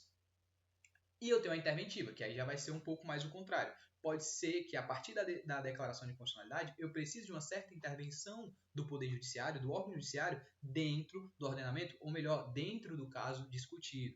E aí, nesse sentido, ela é interventiva, porque eu necessito de uma intervenção. Luiz, é uma intervenção federal? Não, calma. Não é necessariamente intervenção federal. Pode ser que seja em um determinado caso. Mas quando se fala de intervenção, é no sentido mais abstrato, é no sentido mais abrangente do termo. Eu estou falando de uma intervenção que o Poder Judiciário pode fazer, certo? Não diretamente, mas assim, a partir de um mecanismo dentro da própria decisão, no caso. Beleza? Bacana. Para falar das ações diretas de inconstitucionalidade, uma das últimas é a por omissão. A ADI por omissão, ação direta de inconstitucionalidade por omissão. O que acontece aqui? Eu vou abrir para vocês, certo? A disciplina legal que está aí, que é do artigo 103, parágrafo 2º da nossa querida CF, já está aqui na nossa cara. Ó, vamos ler aqui comigo. Podem propor a ação direta de inconstitucionalidade, a ADI, e a ADC. Olha aqui. Primeiro, como eu disse para vocês, o rol dos legitimados. Quem pode mover, né, a ADI e a ADC? O presidente, mesa do Senado, da Câmara, mesa da Assembleia Legislativa, da Câmara Legislativa do DF, governador de Estado ou do Distrito Federal, Procurador-Geral da República, famoso PGR, o Conselho da OAB, Conselho Federal da Ordem dos Advogados do Brasil, partido político com representação no Congresso Nacional e, por último, confederação sindical ou entidade de classe de âmbito nacional. Olha que interessante. Então, são esses os 9 legitimados. Legitimados por quê, Luiz? Porque só eles podem mover essas ações. Propor, no caso, a ação direta de inconstitucionalidade. Beleza, muito tranquilo.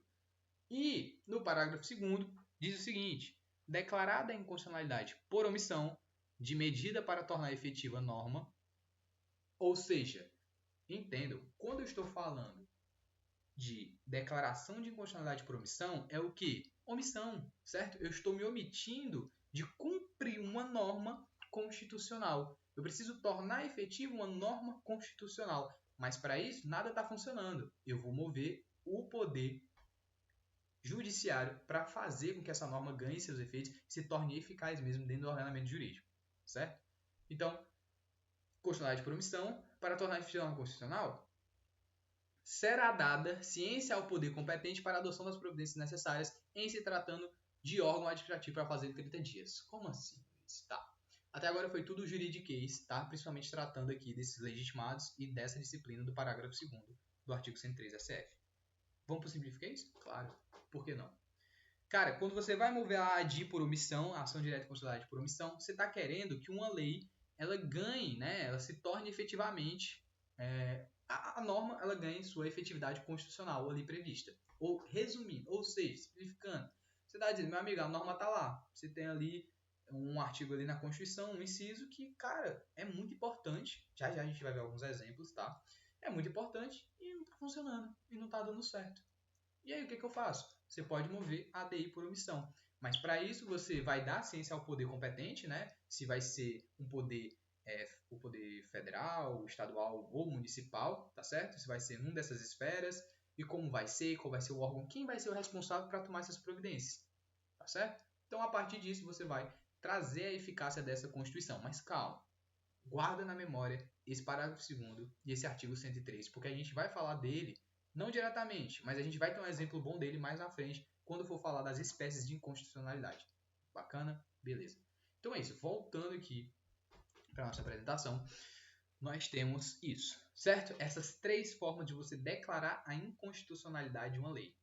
Genericamente, pedindo uma certa intervenção de uma forma interventiva ou por uma omissão ali do poder legislativo, executivo, judiciário, etc.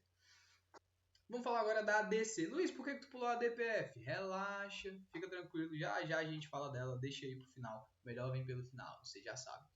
Ó, a gente viu que tem 3 formas de declarar a inconstitucionalidade de uma lei, diretamente falando. Mas eu também posso declarar a constitucionalidade de uma lei. Isto é, a ADC.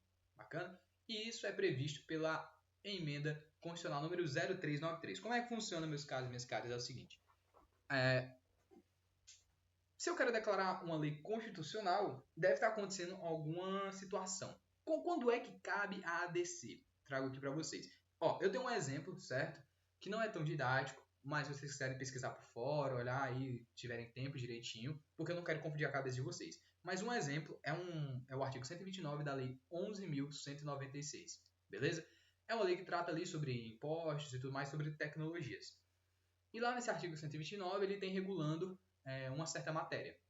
Bacana? Eu não vou traduzir tudo porque ficaria muito inviável, ficaria muito difícil para vocês absorverem. Mas entendam, esse artigo dessa lei começou a gerar uma certa discussão ali pelos tribunais e tudo, se ele era constitucional ou se ele não era. Entende? E ficou nessa celeuma até que em um certo momento é movida uma ação declaratória de constitucionalidade, porque foi, né, o legitimado, que a gente já viu quem são os legitimados, disse, não, realmente essa lei ela é constitucional. Esse artigo dessa lei, principalmente falando, ela é constitucional. Então vamos deixar ela no ordenamento, vamos deixar ela aí bacaninha, bem tranquilo. E aí foi movida essa ação e foi declarada a constitucionalidade dela. Por quê? Porque se você tem um artigo, você tem uma lei, no caso, né? Geralmente se trata de lei. Se você tem uma lei, no caso, que está ali trazendo uma certa insegurança, uma certa dúvida, muitas vezes os procuradores estaduais, enfim, pessoas assim legitimadas, mas principalmente os procuradores estaduais, membros sindicais, eles vão procurar declarar a constitucionalidade da lei, principalmente se aquilo ali favorecê-los, certo? Simplificando, é exatamente para vocês tentar evitar ao máximo a insegurança jurídica, certo? Se você fica ali, é constitucional? Não é? Vamos mover uma ação, tá certo? Bom, e se você mover uma ação declaratória de constitucionalidade é porque você está entendendo que aquilo ali é bom e é compatível com a Constituição. Mas, claro, é julgado ali pelos tribunais, principalmente pelo STF e pelos TJs. Tá certo? Legal. E eu disse que eu ia deixar a DPF por último. Por quê? Eu não sei se o professor fez essa didática com vocês, certo? Eu podia fazer aqui, mas eu gosto de ir no meu jeitinho, no meu ritmo de aula. Galera, a DPF, famosa arguição de descumprimento de preceito fundamental. Eita, que nome. É isso mesmo. Essas 4 letrinhas significam tudo isso. Então pode ser que você já tenha visto por aí, né? Ouvido falar da ADPF, foi movido a ADPF. O que é isso? Galera, nomenclatura salva. Todas elas são ações. Beleza, disso eu sei. Algumas para declarar a inconstitucionalidade e outras para declarar a constitucionalidade. A ADPF, ela acaba sendo ali o finalmente. Por que eu tinha falado sobre o professor? Porque ele pega, faz ali um esquema mostrando, ó, primeira ADI, primeira ADI, ADC, ADO, no gol é a ADPF. Desculpa, no gol é a Constituição. A ADPF, ele é o goleiro. Por quê? Porque, amigo, a ADPF, ela fala o seguinte, é uma arguição, ou seja, é ali aquele argumento, aquela argumentação de uma declaração de descumprimento de preceito fundamental. Resumindo, existe um descumprimento de um preceito fundamental. O que é isso? Direitos fundamentais. Ah, entendi. Ou seja, está sendo descumprido um preceito fundamental. Os direitos fundamentais, pessoal, em regra, norma de eficácia plena, tem que ser cumprido diretamente. Ou melhor, você não pode descumprir um preceito fundamental, você não pode violar os direitos fundamentais, certo? É um negócio que a gente vai até estudar mais pra frente, que é o estado de coisa inconstitucional. Mas vamos deixar isso quieto, fica aí para os curiosos pesquisarem. E é isso, é quando você tem ali o descumprimento de um preceito fundamental garantido pela Constituição, principalmente no 5º, e você pega e move essa ação para reparar ou para tutelar possíveis danos ou a situação que está acontecendo. Simplifiquei, é simplesmente o último recurso, o recurso mais importante quando se trata de instrumentos de controle concentrado no nosso ordenamento jurídico, beleza? Então, tem até aqui, ele está previsto no 102, parágrafo 1º, e ele é movido só perante o STF, tá certo? Trago aqui a literalidade para vocês, ó. A literalidade que eu falo é exatamente o que o artigo fala. Olha aqui. Ele fala assim, ó, 102, parágrafo 2º, este daqui. Desculpa, parágrafo 1º. A arguição de descumprimento de preceito fundamental, a ADPF, né, decorrente dessa Constituição prevista na nossa CF, vai ser apreciada pelo STF na forma da lei. É isso. Existe uma lei, tá, sobre a ADPF, para vocês quiserem pesquisar, mas ela é sempre julgada pelo STF. Por quê? Meu amigo, é matéria federal, matéria importantíssima, descobrimento de preceito fundamental lá do 5º, certo? Então, muito cuidado, observe a ADPF, ela tá ali, geralmente por último, e é movida somente perante o STF, certo? Meus queridos, entendido isso tudo, vamos passando aqui a nossa matéria para inconstitucionalidade. Olha só que interessante. A gente acabou de ver um pouco da história do controle de constitucionalidade. Beleza. A gente viu também um pouco, bem por cima, obviamente, no nosso ordenamento jurídico brasileiro, na nossa história do direito brasileiro, como isso ocorre, como acontece a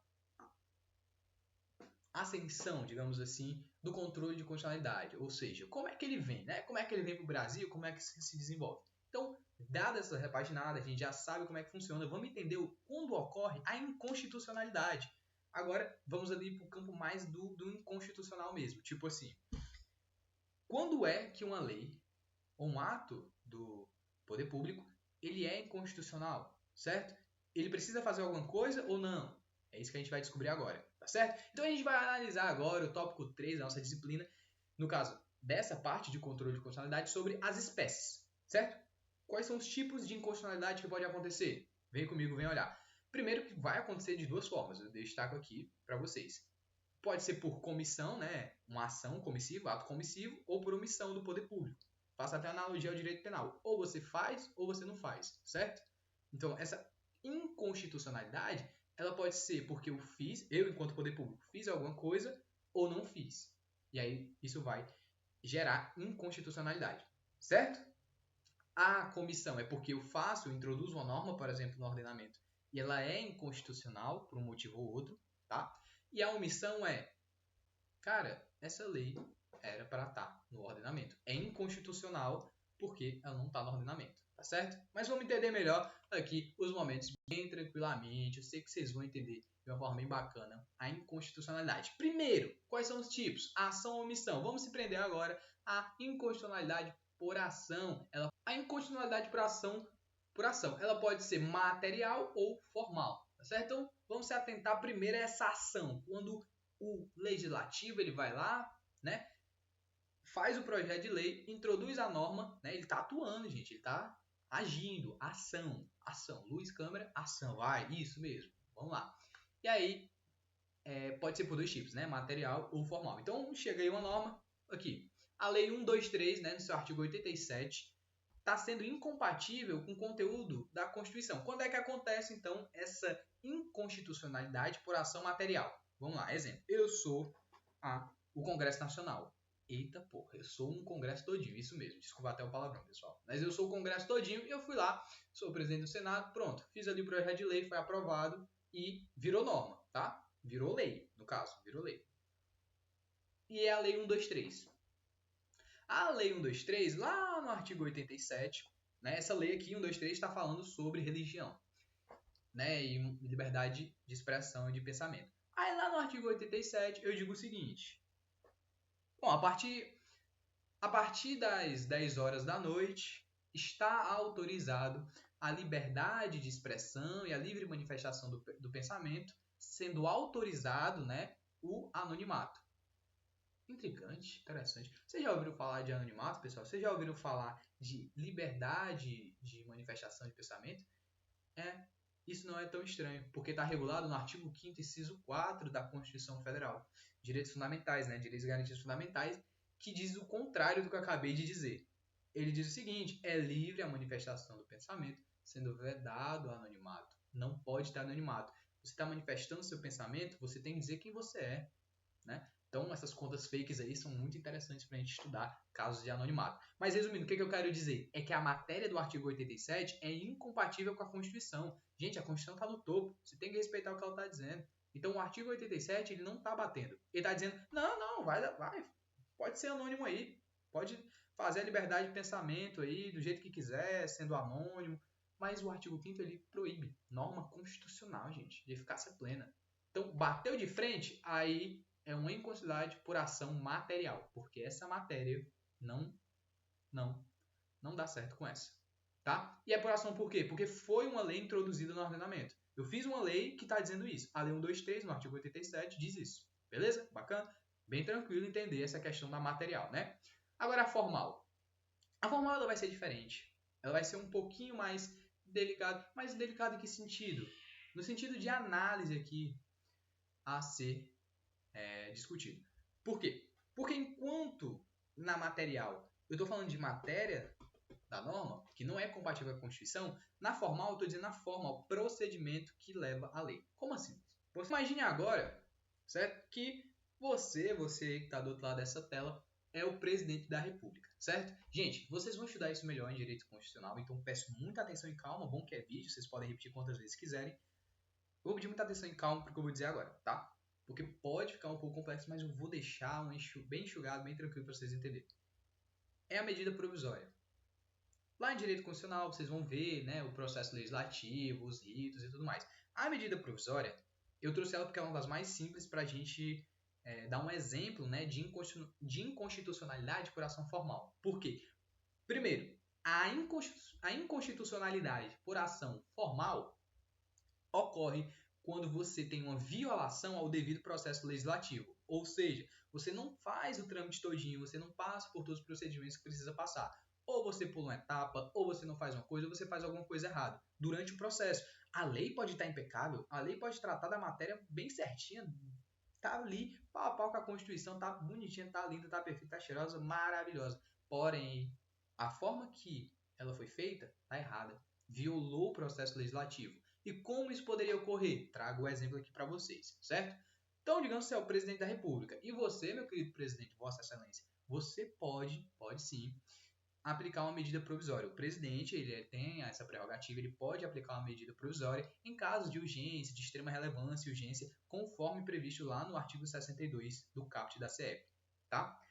Para isso, ele faz a medida provisória, faz lá, e manda para o Congresso Nacional, certo? Ele precisa mandar de imediato para o Congresso Nacional. Mas digamos que você faz a medida provisória e não manda para o Congresso. Você já quer inserir ela de logo, sem ser apreciado pelo Congresso. Nesse caso, por mais que essa medida provisória estivesse toda bonitinha e não violasse nada da Constituição, você violou o procedimento. Você não fez tudo que era para ser feito.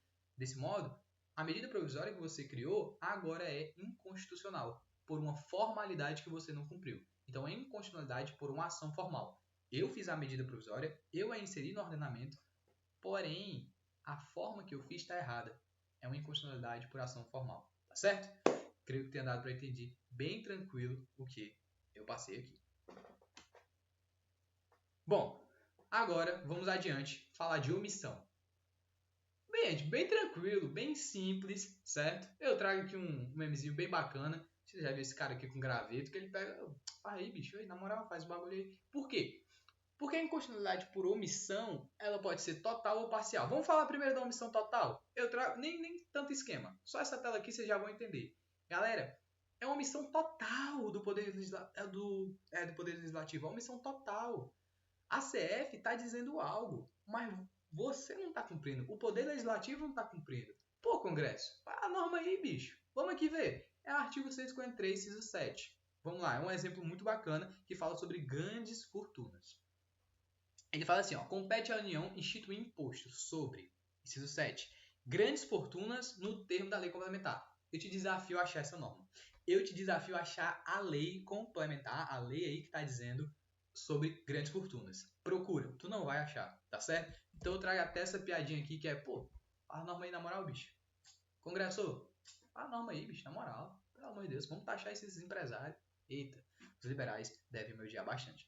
Mas aí, gente, brincadeiras à parte, é para vocês entenderem essa omissão total. Não tem nada, não tem nenhuma regulação no poder legislativo, certo? Sempre quando eu falar, gente, já fica a dica. De poder legislativo, eu tô falando de Câmara dos Deputados, essa cúpula para baixo, e o Congresso. Desculpa, e o Senado, tá certo? O Senado voltado para cima e a Câmara para baixo. Então, quando eu falar de poder legislativo, eu tô falando dessas duas cúpulas aí que formam o queridíssimo Congresso Nacional. Enfim, é isso, entendeu? Então, eu tenho uma missão total, não tem nada. O Congresso tá viajando, nem viu, mas aí você chega lá e, ei, mano, faz a Constituição aí, faz aí, bicho, na moral. Enfim, omissão total, tá certo? Não tem nada. Passando, vamos falar dela parcial. Então, a minha omissão, sei que é muita coisa na tela, segura. Por isso que eu separei aqui na linha. Olha só para cima, vamos olhar só aqui para cima. Porque a omissão parcial, ela pode ser de duas formas. Legal? Como? Essa inconstitucionalidade por omissão, ou seja, por uma inércia do poder legislativo, ela pode ser propriamente dita ou relativa.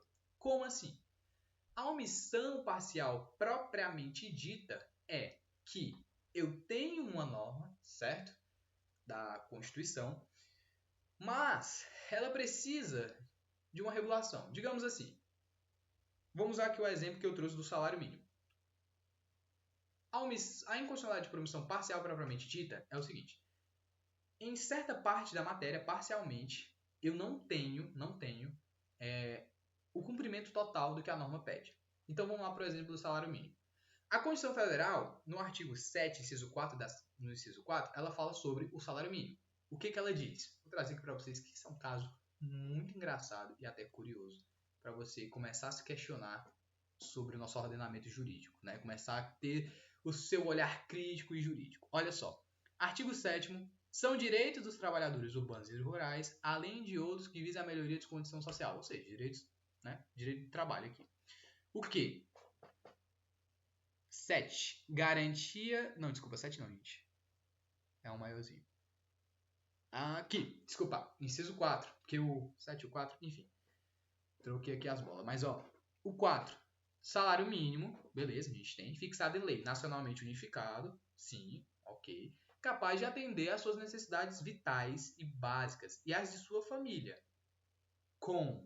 Aí ele traz a lista: moradia, alimentação, educação, saúde, lazer, vestuário, higiene, transporte, previdência e com reajustes periódicos que preservem o poder aquisitivo, sendo vedado sua vinculação para qualquer fim. O que tem de errado aqui? Eu não sei se vocês perceberam. Eu vou dar aí um tempo para vocês olharem. O que está errado nessa norma? Não é nem o que está errado. O que está faltando nessa norma? É claro, meu amigo. É claro, meu jovem acadêmico de direito. O salário. Você acha que nesse mundo que nós vivemos atualmente, que o salário mínimo que nós temos aí de R$ 1.412 dá, de fato, para mim e para minha família, pagar tudo isso aqui? Moradia, alimento, saúde, educação e ainda sobrar alguma coisa? Não, desculpa. Mas se você olhar para a realidade jurídica, para a realidade social, essa norma ela está omissa parcialmente, certo? E é uma omissão propriamente dita porque a Constituição traz A, B, C, ela traz moradia, alimentação, saúde, mas assim, gente, dá para moradia e mal. Nós temos sim a lei de salário mínimo que traz o seu valor, certo? Então, foi feita a lei. A lei é compatível com a Constituição, a lei ela está de acordo, está com a redação legal, tudo bonitinho. Só que tem um problema. Ela está sendo omissa parcialmente. Como assim? Está confuso. Como é que uma lei ela pode ser, ela está, né, válida, ela está de acordo com a Constituição, mas ela é inconstitucional? Calma. É porque o que vai importar mais é essa matéria dela. Porque ela vai ser inconstitucional porque, por mais que ela esteja compatível, ela está omissa parcialmente. Então, acaba que ela nem é totalmente compatível. Entendem? O que vai prevalecer aqui é essa inconstitucionalidade dela, por omissão. Certo? E uma omissão parcial. Não vai ser uma omissão total. Porque a norma foi feita, tudo bonitinho. Mas existe uma omissão parcial. Propriamente dita por quê? Porque vai de encontro com o que a Constituição está pedindo. A Constituição está pedindo que esse salário mínimo dê alimentação, saúde, educação, transporte, lazer, enfim, vestuário, que dê para muita coisa. Mas, na realidade social, o salário mínimo não dá para tudo isso, certo? Por mais que você inventasse um exemplo absurdo, não dá na maior parte do que a gente vê. Não tem como o salário mínimo suprir tudo isso. Então, omissão parcial propriamente dita. E aí eu trago mesmo que, cara, o salário mínimo, para você ter ideia, dá para moradia e mal. Tu paga o lugar para morar e se sobrar pro pão, legal. Sobrou, entendeu? Aqui, ó. Aluguel lá de São Paulo, R$ 2.500. E olha a moradia linda, maravilhosa que você tem como dispor. Olha aí que bonito esse lugar. Eu com certeza moraria aí pagando 2.500. OBS. Nem dá para pagar essa moradia aqui. Enfim, galera, só aí questão de descontração de humor. Entendido aqui? É isso. Então, a inconstitucionalidade aqui é porque tem uma certa omissão quando o legislador foi fazer a norma, certo? Então, no valor atual, o salário mínimo não vai suprir tudo isso que a CF pede. Ele supra a moradia e mal, certo? A depender do caso. Agora, essa omissão parcial, ela também pode ser relativa a alguma coisa. Então, ela pode ser propriamente dita, porque no ditame da Constituição, olha a nomenclatura, no que dita a Constituição, ela não bate, tá certo? Então, a Constituição pede, ó, meu amigo, o salário mínimo tem que dar para isso. Ou seja, moradia, alimentação, saúde, educação, enfim, tem que dar para tudo. Quando você vai ver, dá para moradia e mal. Isso é propriamente dita.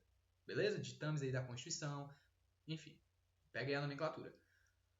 Agora, quando essa omissão parcial ela é relativa, é porque ela é relativa a algo ou alguma coisa. Como assim? Eu vou trazer o mesmo caso, professor, que é um dos melhores casos que nós temos para exemplificar essa inconstitucionalidade por omissão parcial relativa. Quando eu digo que é uma omissão parcial relativa a algo, é porque a CF prevê uma coisa, né? Às vezes prevê que tem que ter uma norma, né? Tem que ter uma lei complementar. Essa lei vem, só que em relação a uma certa parte da matéria, ela é inconstitucional. Calma, vamos por simplifiquez.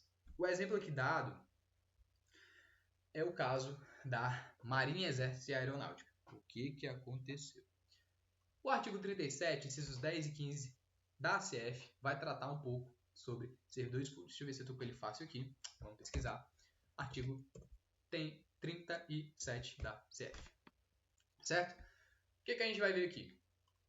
Que o artigo 37 ele fala da administração pública. Beleza, ele fala que a administração pública direta e indireta, de qualquer dos poderes, né? Dos estados, Distrito Federal, municípios, vai obedecer à LINP. Já deixa aqui o mnemônico aí de brinde para vocês, que é os princípios da legalidade, pessoalidade, moralidade, felicidade e eficiência, que são os princípios da administração pública. Bacana, legal, ele está só explicando aí como é que é a administração pública. Só que o que vai importar para a gente é o inciso 10 e o 15. Por quê? Porque ele vai dizer o seguinte: a remuneração dos servidores públicos e o subsídio, de que trata o parágrafo 4º do 39, somente serão fixados ou alterados por lei específica. Olha aqui essa previsão, essa norma de eficácia limitada. Olha aí, que interessante. Então essa alteração é, né, regulada por lei específica. Observada a iniciativa privativa em cada caso, assegurada a revisão geral anual sempre na mesma data, sem distinção. Calma que já a gente exemplifica e simplifica. Os subsídios, vencimentos ocupantes de cargos em empregos públicos são irredutíveis, ressalvado o disposto no inciso 11 e 14 deste artigo. E nos artigos... Enfim, galera, o que vai acontecer aqui? Legal, a gente acabou de ver que existe uma previsão constitucional, no nosso ordenamento jurídico, que diz os subsídios vão ser, né, alterados, regulados por lei complementar, lei específica. Uma norma limitada Vai, vem comigo. Você sabe exatamente que norma é essa. Se a gente for falar de eficácia, de aplicação, é uma norma limitada. Qual princípio? Institutivo ou programático? Pensa, pensa, relaxa. E isso mesmo. É uma norma limitada de princípio programático, porque estabelecendo um programa de subsídios para serem regulados por lei específica. Nesse caso, essa lei existiu. Na verdade, existe a Lei 8.038/90, certo? Só que o que acontece?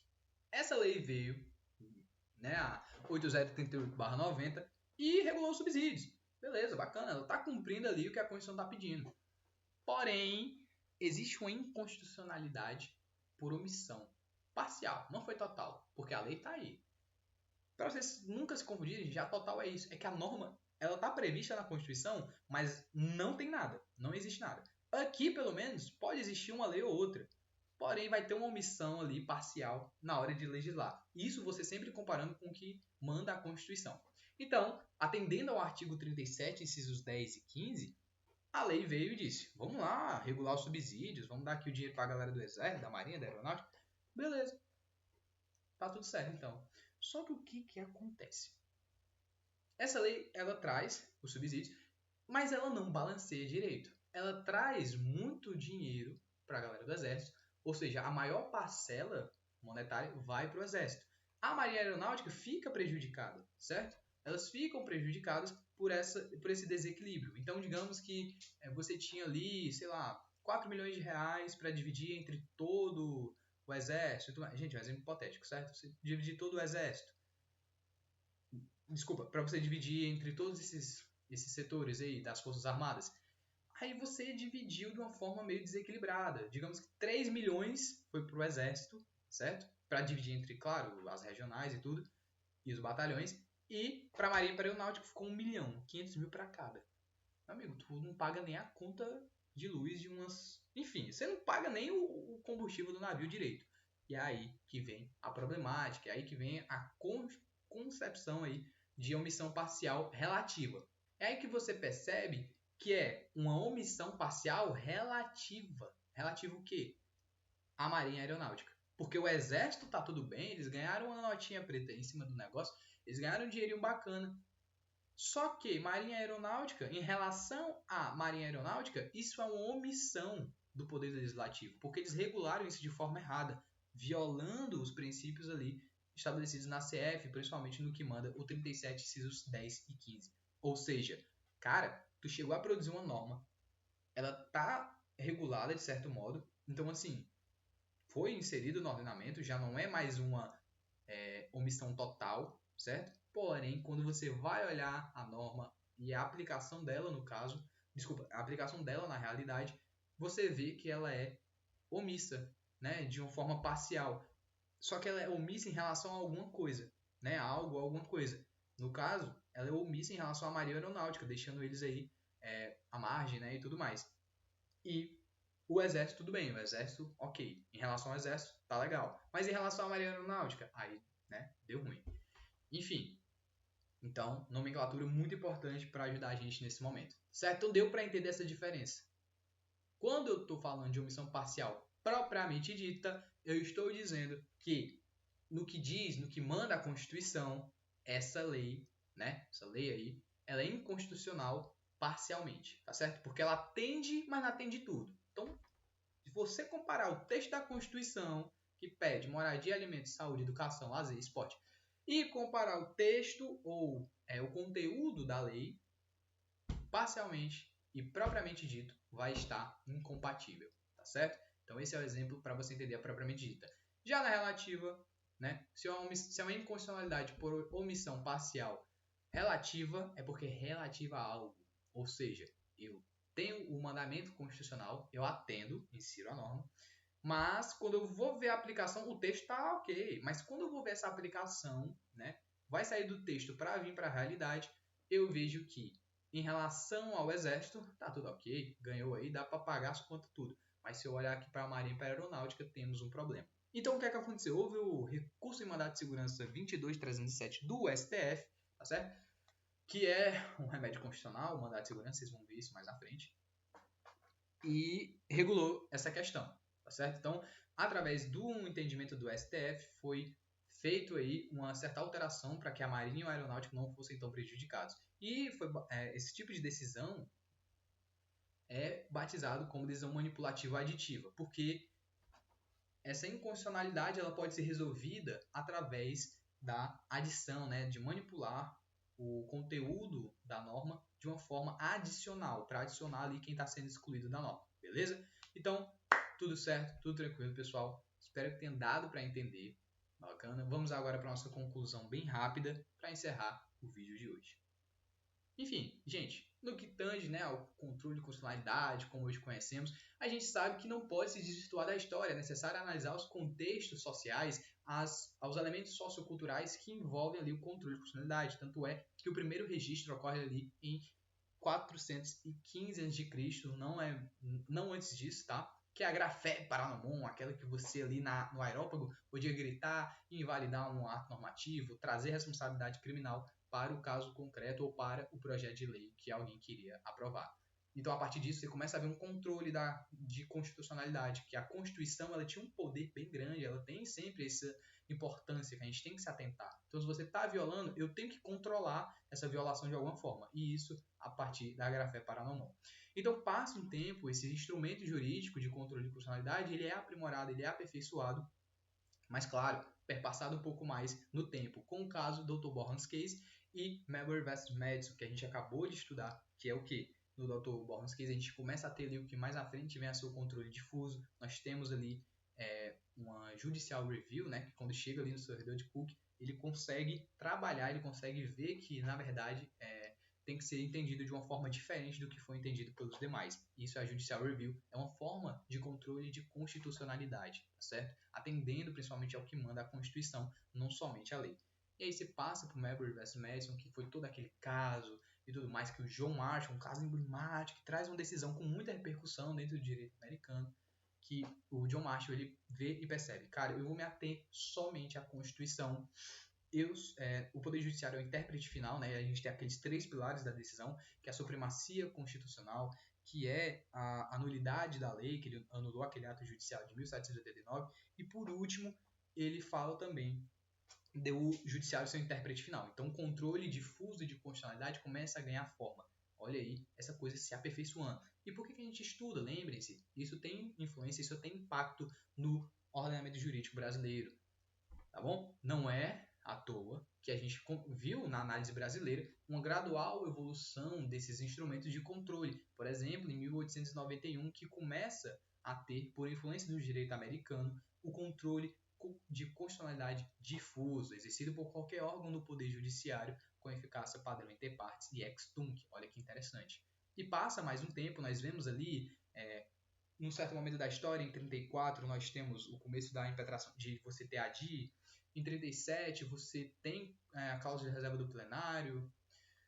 Bom, e em 67, você revoga o direito, né, aquela prerrogativa que os tribunais estaduais têm de fazer o controle concentrado. Enfim, você faz uma análise e começa a perceber a aprimoração e evolução. Quando finalmente, né, passado 67, você chega em 88, famoso 88, e traz mecanismos inovadores de controle, ADI, ADC, ADO, ADPF, enfim, várias modalidades de controle de constitucionalidade que são essenciais para a aplicação e a regulação de casos concretos, principalmente quando se está violando a Constituição, ou melhor, quando ocorrem também os fenômenos da inconstitucionalidade. Bacana? Pessoal, dada essa conclusão, essa repaginada geral, esse vídeo aí está gravado, vocês são os reis do vídeo, podem voltar, podem ir para frente e para trás. Eu já agradeço aos guerreiros que ficaram até aqui e também parabenizo pelo comprometimento com o andamento da disciplina, certo? Então, pessoal, eu vou me despedindo por aqui. É uma honra, é sempre uma honra estar aqui. É um prazer ensiná-los e ajudá-los, melhor ainda, a entender essa matéria que, no primeiro momento, pode não ser tão fácil. Disciplina de 6 créditos, 3 encontros, é muita coisa. Mas, enfim, eu fico muito feliz por estar aqui com vocês, tá bom? Se não der para entendido alguma coisa, volta o vídeo algumas vezes, vai analisando com calma, faz as leituras lá que o professor recomenda e também dá uma olhada no nosso material aí da monitoria, que tá bem bacana, bem tranquilo, tá certo?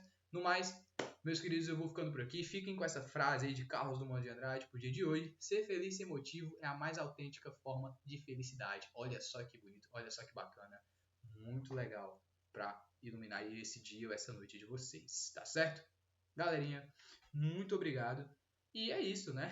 Vou me despedindo por aqui. Até o nosso próximo encontro e tchau!